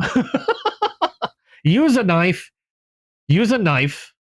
as a knife. Don't use a knife as a pry bar, screwdriver, or anything like that. If you need a pry bar or a screwdriver or what have you, get something like a Leatherman multi-tool. Don't use this as a please. Even though this is cheap, okay. I mean, I'm gonna tell you that. Well, I shouldn't say cheap. It was inexpensive. I love this knife. It's cool looking. Even though this was expensive, please don't use it as a pry bar. Use it as a knife. Don't use knives as pry bars. You're gonna be in for a bad time. The knife is gonna be in for a bad time. There's a good chance you're gonna be in for a bad time, and whatever you're trying to pry is gonna be in for a bad time. I've actually bought separate pry bars because I'm guilty of it. I've done that before. I've broken knives. Magpul, thank you, Waylon. Magpul's another manufacturer that does some pretty decent stuff with knives that isn't like, okay, I'm sorry, that isn't garbage. I try not to be mean, but sometimes it comes out. Yeah, Magpul's another one that they've done pretty good collaborations with. They're a little bit more careful of where their name goes, which is pretty cool. I'm debating whether I want to keep this one or put this as part of the auction because it's kind of neat. I'm actually kind of shocked at how well it works. Like, I want to keep it and I want to sell it. Most of my collection is based on modern knives. I've actually only kind of recently, within the last year, gotten into traditional knives. And then I got into traditional knives like no tomorrow because I just thought they were so cool and they're so inexpensive. There's a trade-off. They may be inexpensive, but then you get more of them. I realized my traditional knife collection blew up faster than anything else I've ever collected. But I started out with modern style knives, and I want to concentrate on a lot more modern knives. I still like and still will get traditional knives, but I want to concentrate on a lot more modern knives, which is why you saw a lot of modern knives earlier, like the Best Tech, the Ontario, the even that fixed blade, the Cobra Tech. And this is just goofy fun, and it's surprisingly nice. I mean, I'm not saying that it's like, you know, will it hold its own against like say a Trivisa or something? Probably not. But it's surprisingly good. I don't know if I want to keep it or sell it. It's so unique and cool looking, I kind of want to keep it. This tie-dye thing. Oh, there is another knife that I didn't show you guys. I actually showed you a version of it earlier. It was I had a version of it unboxed last week. I did a video on it. And I said that I was going to buy another one because I liked it so much, and they're very inexpensive, like surprisingly inexpensive, that I was like, okay, I'm going to buy another one because that's so cool. And I did, and I should show you guys. It is in a knife roll, which I put down somewhere. I can't remember. There it is. Last week, and in a video, I showed you guys this knife. I thought it was really, really neat. This over. I don't want to get too much oil on stuff. There we go. This was the Trivisa Dolphin. If I remember, yeah, Trivisa Dolphin. This one is done in olive wood, if I remember correctly. You were 75 miles from the nearest paved road. So, oh, well, okay, that explains it. Carry a pry bar. I think I found there's several there's actually a pry bar you can get that you can fit on your keychain. I forgot what they call it. If I can look it up, I'll let you know. But it's a neat little. They use it for prying. They use it for punching holes and stuff. It's just like basically a sharpened chunk of metal, but kind of neat. Well, last week I showed you guys this one, and I was actually very surprised by this because it was like $25, $27. It was cheap. It was like $25 roughly around there. And it's made by Trivisa, called the Dolphin. And it's like a modern take on a traditional Japanese knife called the Higanakami. And I just thought it was really cool. It's not like a flippy knife because this lever gets in the way. But I was kind of surprised that you can get a knife like for under $30. It has 14C28N steel for the blade. Like I said, it's not a fast flippy knife, but it is a one-handed knife. Liner lock, olive wood, non-reversible belt clip, really solid lockup, really one of my more favorite blade shapes or blade profiles with this reverse tanto or modified sheep's foot. I like how the lever is like the traditional Higanakamis, where Higanakami, before I forget, in case you didn't know, is, well, this is a miniature Higanakami. Okay, this is a traditional Japanese knife. And this is like a modern styling of that knife. So this lever, once it locks in place and has a nice ramp to it where you place your thumb, it just makes it feel like it's more secure, even though it is nicely locked up. It just feels like it's more secure when you have your thumb there. Nice, slicey, very sharp blade. Oh my God, this thing was sharp when I was cutting through the magazine paper. The sound and the feel of it going through the paper was ASMR worthy, but really cool. And yeah, I did order another one because they didn't have this one. I got this one on Whatnot for actually even less than retail. So there's another example. I forgot how much I paid for this one. I think, like I said, retail is roughly around 25. I paid, I think, under 20 for it. But I liked it so much. Amazon didn't have this version with the olive wood, but they did have one of my favorite woods, which is rosewood. And so, yeah, I got the rosewood. And part of the reason why I wanted to get another one is not only for the rosewood, but I was wondering if this was a fluke. Like, did I just get a really nice look, or did I just get was I lucky in getting a really nice, cheap knife? If you know what I mean? You know, did I just win the lottery in the knife department for this cheap knife?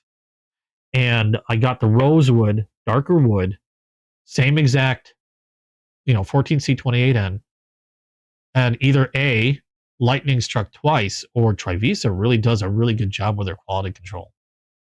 Because just like the first one, awesome, perfect lockup, no movement, same ASMR sharp blade, beautiful rosewood handles, and because they're true wood, no knife, no two knives are going to look exactly the same because there's going to be different there are going to be differences in the wood, obviously. But again, the only difference on this one is the blade. You notice the first one was a more of a traditional Higanakami with the reverse tanto or modified sheep's foot. This one is actually does it drop? I don't think it drops. No, it's a straight, which I don't see too often. So it's not a drop point, but it's a straight. So you get a nice curved belly towards the tip. You still have that lever, still opens the same way, still feels the same way, but just a slightly different profile. So there you go. But still surprisingly good in the QC department. Like, again, like my curiosity was, did I just win the lotto on this one? And if I get another one, is it going to be crap or whatever? Because they are inexpensive, and I've never purchased from Trivisa before until I got this one. Or I've never purchased a Trivisa knife, I should say, until I got this one. And lightning struck twice. I am impressed. I am really impressed because, again, great lockup, smooth action on the blade, very sharp blade, centered when, well centered when closed, nice, comfortable pocket clip, beautiful wood scales, and just a really neat, inexpensive knife. So this is the one I got from Amazon, and this is the one I paid regular retail for. This one I got on Whatnot. I actually got this for a little less. I did not get this from Chasing Blades, however. I forgot who I got this from. I'll have to look it up. It was from another knife seller. Just wasn't Chasing Blades. Chasing Blades doesn't carry these. Although if I asked, he might be able to pick these up. I wouldn't doubt it. But yeah, was really, really surprised by the quality of these. I'm going to say not cheap, but inexpensive knives. If you don't mind that it's not like a fast flipper knife, and you want something that just strictly, a user, I can definitely recommend the Trivisa. Now, I haven't used them a lot, so I couldn't honestly tell you durability or longevity. I've used this one a little bit. However, it's obviously it's still holding up. It still feels perfectly fine, still sharp as heck. I've used this only a little bit. So I can't say longevity or durability over the long term how they are going to be. I will say, though, that so far it's doing what it needs to do when I needed it to do, when I needed to use it. And if it lasted only a couple of years, this thing was, like I said, roughly around $25. So replacement is not a big deal. It's not a very expensive knife. Trivisa, Trivisa. I did a video of this that's on this channel. If you want to check the video out, I go into a little bit more detail. There is a link on that video that I put in the description. Unfortunately, they don't have the olive wood, but the link is for the rosewood on Amazon. You can get that link there, and it helps me out a bit if you decide that you want one. The rosewood anyway. If you want the olive wood one, I don't know where you can get. Like I said, I got mine on Whatnot. I'm sure if you dug around, I think I saw it on Trivisa has their own website. You can probably get it from, and it's the same price. I believe the price that was on Trivisa was the same on Amazon. I don't know. Maybe Knife Center or Blade HQ might have them. I didn't look, to be quite honest. You found it? Oh, there you go. Yeah, the link that I have, even though it's for this knife, the link that I have is for this knife on Amazon. be aware of that because they don't have the olive. At least last I checked, they didn't have the olive wood on Amazon. But really impressed with this guy.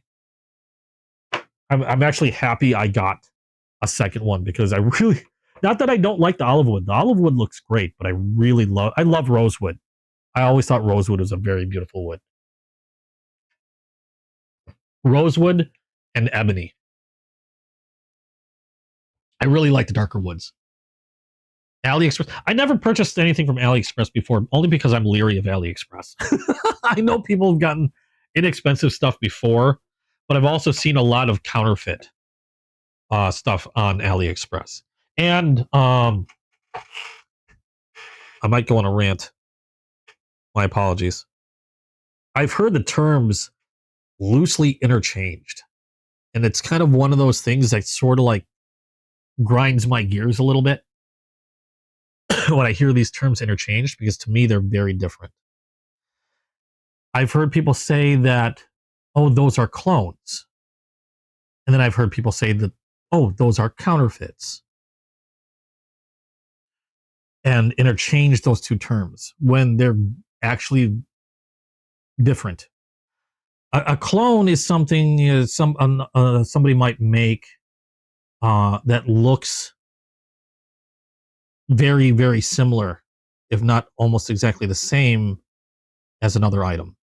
It's cloned. However, knives have been cloned all the time, but they don't. They might copy certain aspects of a knife, like blade shape, handle shape, and stuff like that. But they don't steal the original maker's trademarked like logos, etchings, and stuff like that. Clones are one thing. Okay. Where things that bug me are the counterfeits. When somebody makes a knife that looks like a Benchmade and is selling it for $30, if there's another, if it looks like a Benchmade and it's $30, if it just looks like it might be a Benchmade, but there's none of the logos and stuff, that's, you're talking clone. But I've seen knives that are like, not only look like a Benchmade, but are using the Benchmade logos and using, even I've seen Benchmade photos, Benchmade advertising.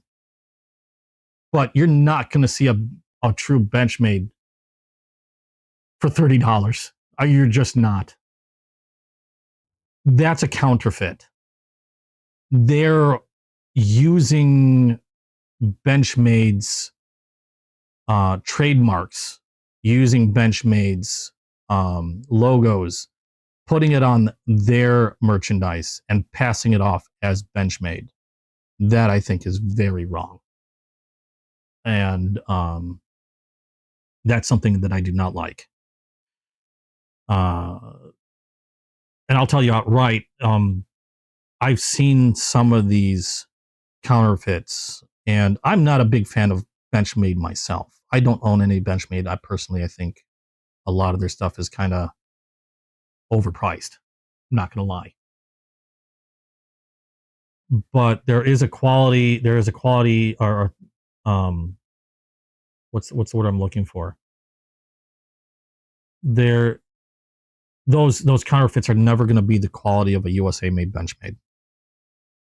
And I've seen some of these counterfeits, and QC, there's almost always something a little wrong, whether it's something that's very visual or material wise, like improper steel hardening, wrong materials, and things like that.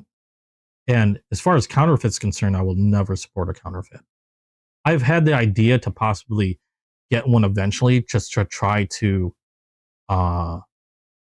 see the differences, but I don't like the idea of even giving somebody that's making an obvious counterfeit. I don't like the idea of giving them any money to support their they're whatever. And like I said, I see certain clones done in a different light because they're trying to make, if they make something that closely resembles, but they make it obvious that this is a clone, these are the materials, they're being truthful about the actual materials being used and all that other stuff.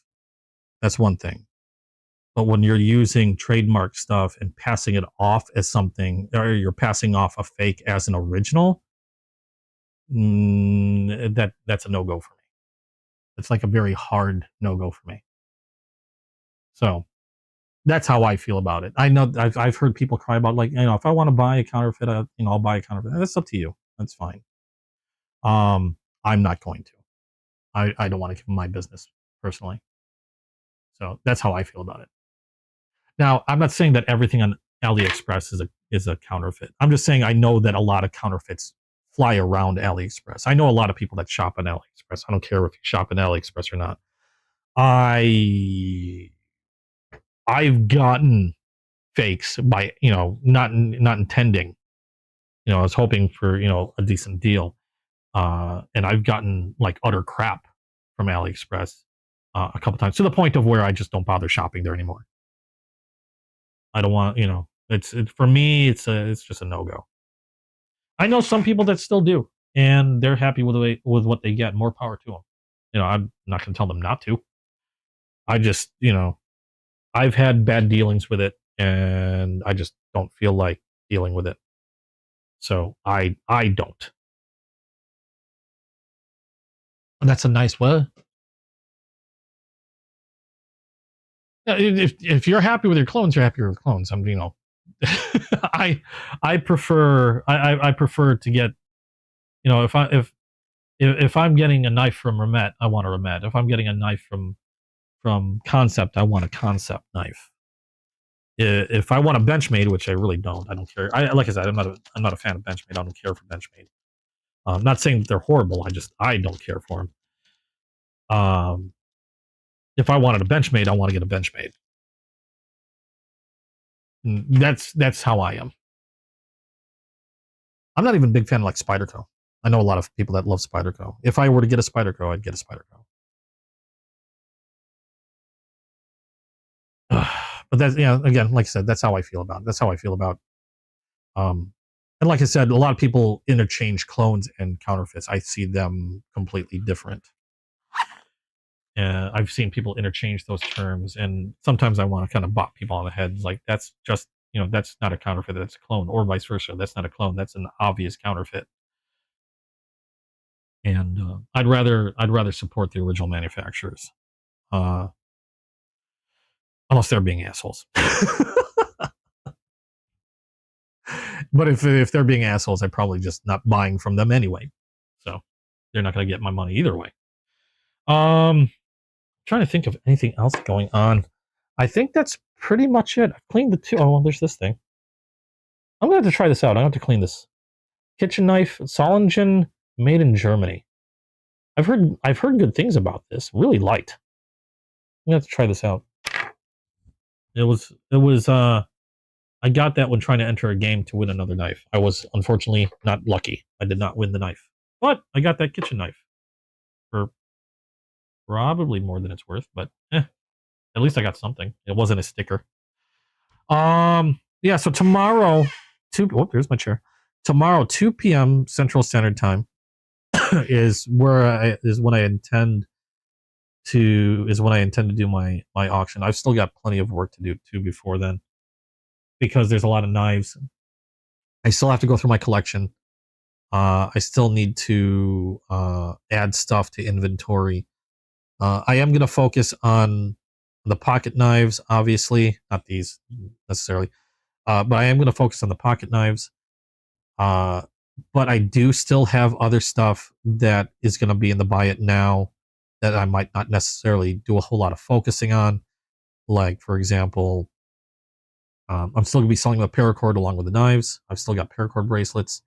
I have electric guitar pedals that are going to be in the buy it now that I might not be focusing on, but they'll still be there. And other random stuff like that Minnesota Villains Queen of Hearts figurine. Oh, I sold that Labubu mecha. Somebody bought it just yesterday. So that went out the door. The little Labubu in the robot suit went bye-bye. Somebody bought that. And I forgot what else I might have on that in the buy it now. I'll have to look again. Oh yeah, there's still like the pleats and just really odd, odds and ends that don't really fit anywhere, but are brand new and are taking up space in my apartment. And I really wish somebody would want to buy them. And I've been slowly going lower and lower on these prices just to get them out the freaking door. But those will be in the buy it now. But I'll definitely be focusing on knives and paracord for the auction itself, unless somebody really wants me to run, like, say, a guitar pedal on an auction or something. Then, if they want me to run it, I'll run it. I still got the Smith & Wesson hats. Surprised nobody wanted those, because I know those can normally go for quite a bit. And I can't think of what else, because my brain's just about fried. I've been at the stream for a little bit now. So I think we're probably gonna be ending this any moment. So let me know what you guys. I don't know what I'm gonna do with this thing. Oh God, I don't know what I'm gonna do with this thing. This thing frightens me. I still can't believe it shipped out the way it did, and nobody got hurt. I don't know what I'm gonna do with this. I don't know if anybody's gonna want this. Sell it to you for like $2. I don't know if I mean, it's a conversation piece at the very least. I mean, I could keep it for that, but it kind of scares me a little. That thing flicks out with hardly any effort. Like, I can see exactly how this opened in the package. Like, you breathe on this thing and then all of a sudden, boop, it's out. And yeah, then I mean, if anybody wanted to use this, they'd have to sharpen it. It's got a few, and it's probably because the way it was shipped and it had opened up. It's got a few parts on the edge that could use some smoothing out.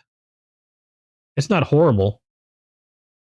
I mean, that could easily be taken care of, but it's definitely got to be smoothed out a bit. Oh, at least the lock's secure. Not getting any movement on the blade. That's nice. So that's one thing. Okay. Not paying for. Oh yeah, don't worry about it. If it's got to be paid for, then don't worry about it. I don't know how I'm going to support the Discord yet. ABT only a little late. Oh, very late. I was just about to head out.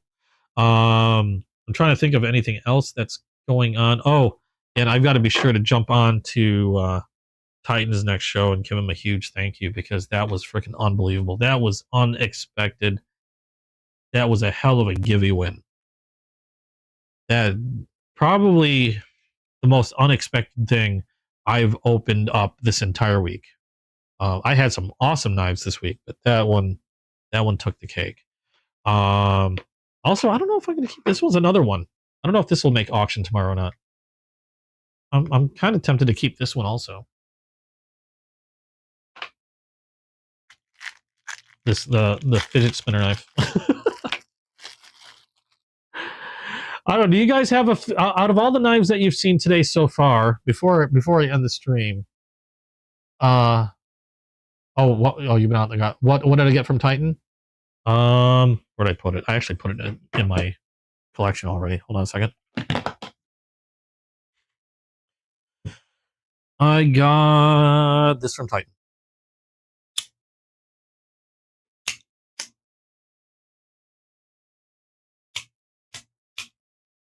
That was a gift givey. So yeah, did you guys have a favorite that you guys saw today? I've unboxed a few things. Some of the stuff from earlier this week as well that I unboxed early. Yeah, this one I'm not sure if I want to. I mean, I kind of think it's neat. Something about the fidgety thing. Yeah, it's an OTF. It's kind of neat. It wasn't very expensive, but I don't know. Surprisingly decent quality.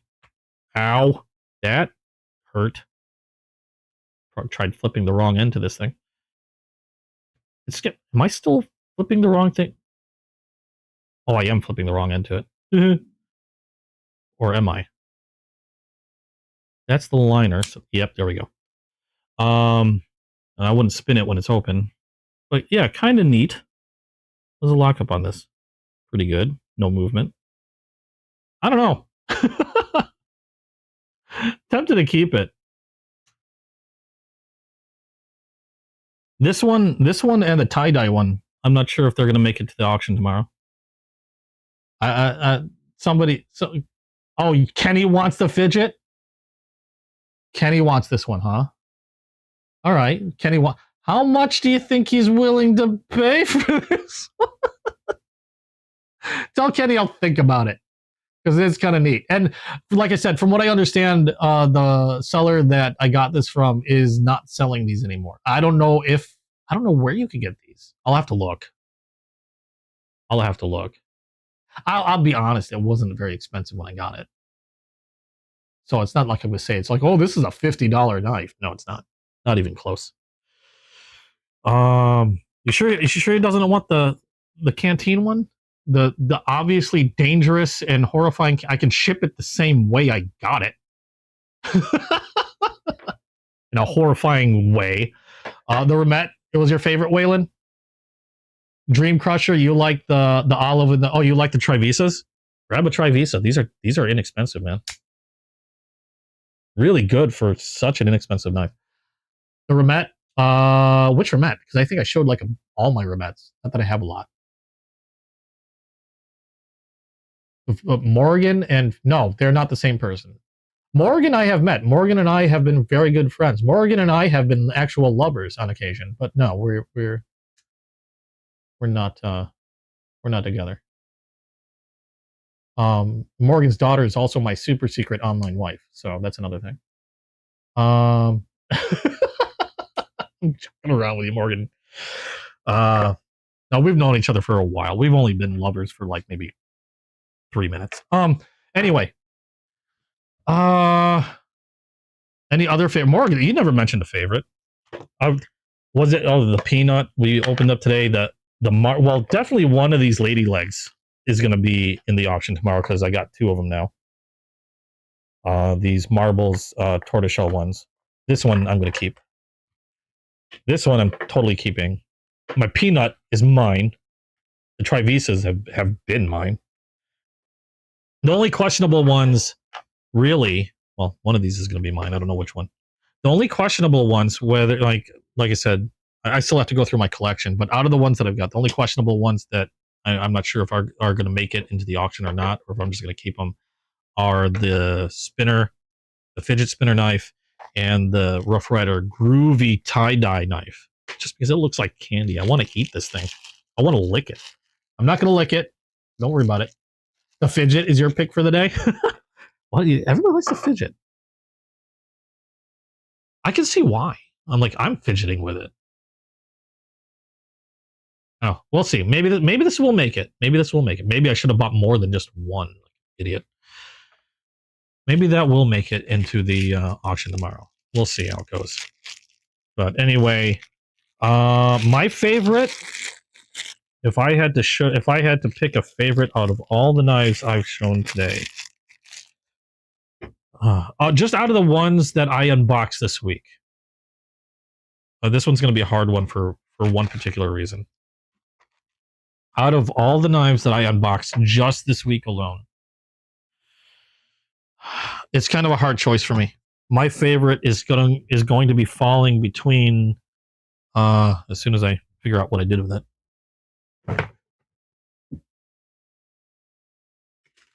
My favorite is between this one, because hello OTF, love ya, and this one, my Best Tech, the no longer available Tercel 39 out of 100 first production. Just because it's so nice. The fidget. What's offensive? It's an odd shape. Like, I like the word. Wait, what?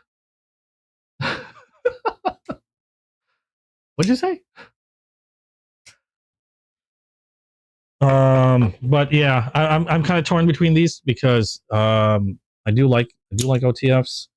At the same time, this is just such a beast of a knife. I freaking love the blue and gold titanium, and it's just sweet. The only real difference is I'd be more willing to use this one on occasion, whereas this one, admittedly, will probably be a safe queen because it's so pretty. So anyway, I think that's going to be it for tonight. Ooh, I took too many of these out. Yeah, let me know if you've got a favorite. What, out of everything that I showed today, if you let me know what your favorite is, because I get curious. I like to know what people like. Again, I've got an auction that I haven't exactly scheduled it, but more than likely it's gonna be tomorrow, 2 p.m. Central Standard Time. I've got to go ahead and schedule it. I've got so much work I have to do beforehand, like go through my collection and see what else I want to include in it. How much was the Tercel? 192. 192. That's also how much it was on Best Tech's website. And from what I understand, that particular one, with the retro gold and the blue titanium, is no longer available. They do have a different one that's all gray titanium with, I think, a bluish pocket clip. It's like a stonewash gray or something like that, like a gray titanium. I think that runs the same price, 192, MSRP 240, but yeah, price 192. In fact, that's the same price. I think you can get it everywhere else. So it's 192 on Best Tech's website, and I believe it's the same on like Blade HQ, and yeah, same price on Blade HQ, same price on Knife. Oh wait, they do have a Oh, they do have one. Oh, they do have a retro gold one on Knife Center. At least that's what's showing. They must be hanging on to that one. I wonder how many they have. But yeah, same price, 192 on Knife Center. But yeah, I saw they have the retro gold on that. Does anybody else have the retro gold? Knife Center is the only one I've seen a retro gold on so far. Those are really the only websites I'd trust to get one of these things at. Does anybody else have this? Best Type, Knife Center, Arizona. Oh, Arizona Customs has. Oh, they don't. Never mind. They sold a first production back in Lord knows when for like $150, 7 out of 100. I've got number 39 out of 100. I don't know what number Knife Center's is. If it's got to be one of the numbered ones. Oh, weird. Okay, the gray one on Knife Center is showing discontinued. So is the gray one, are all the Tercels just discontinued, and what's out there is going to be new old stock, is what I'm guessing. So what's out there is currently what's left of what's out there, I think. Knife Center still has, yeah, the gray one is out, but they have one of the retro golds like I have on out here. But they don't say a number, so I don't know what number that is out of 100, if it is one of the 100.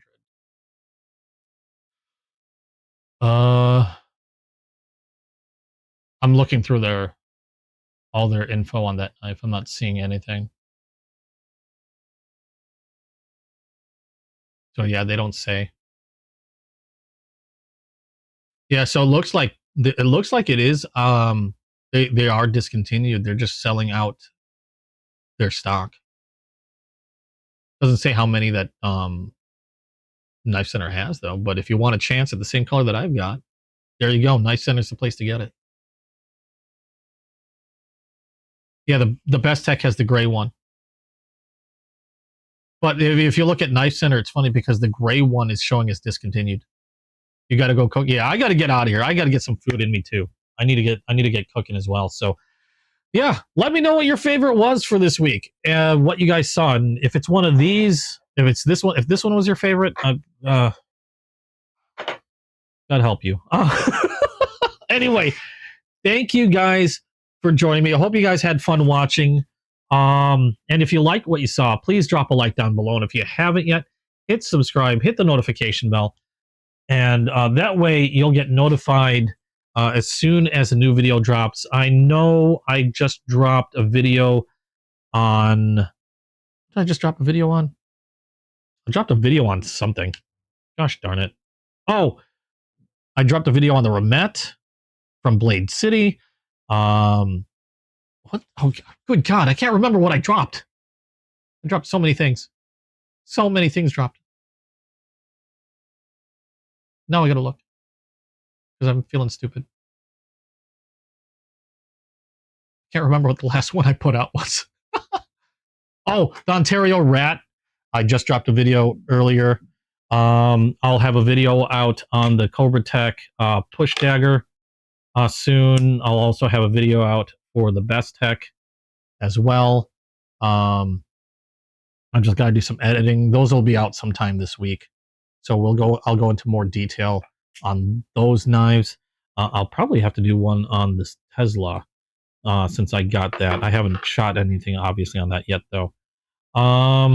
But thank you so much for all your support. You guys in chat, awesome as always. I'm gonna go eat food. Go hydrate. Go eat food of your own. And I gotta clean up because I made a mess.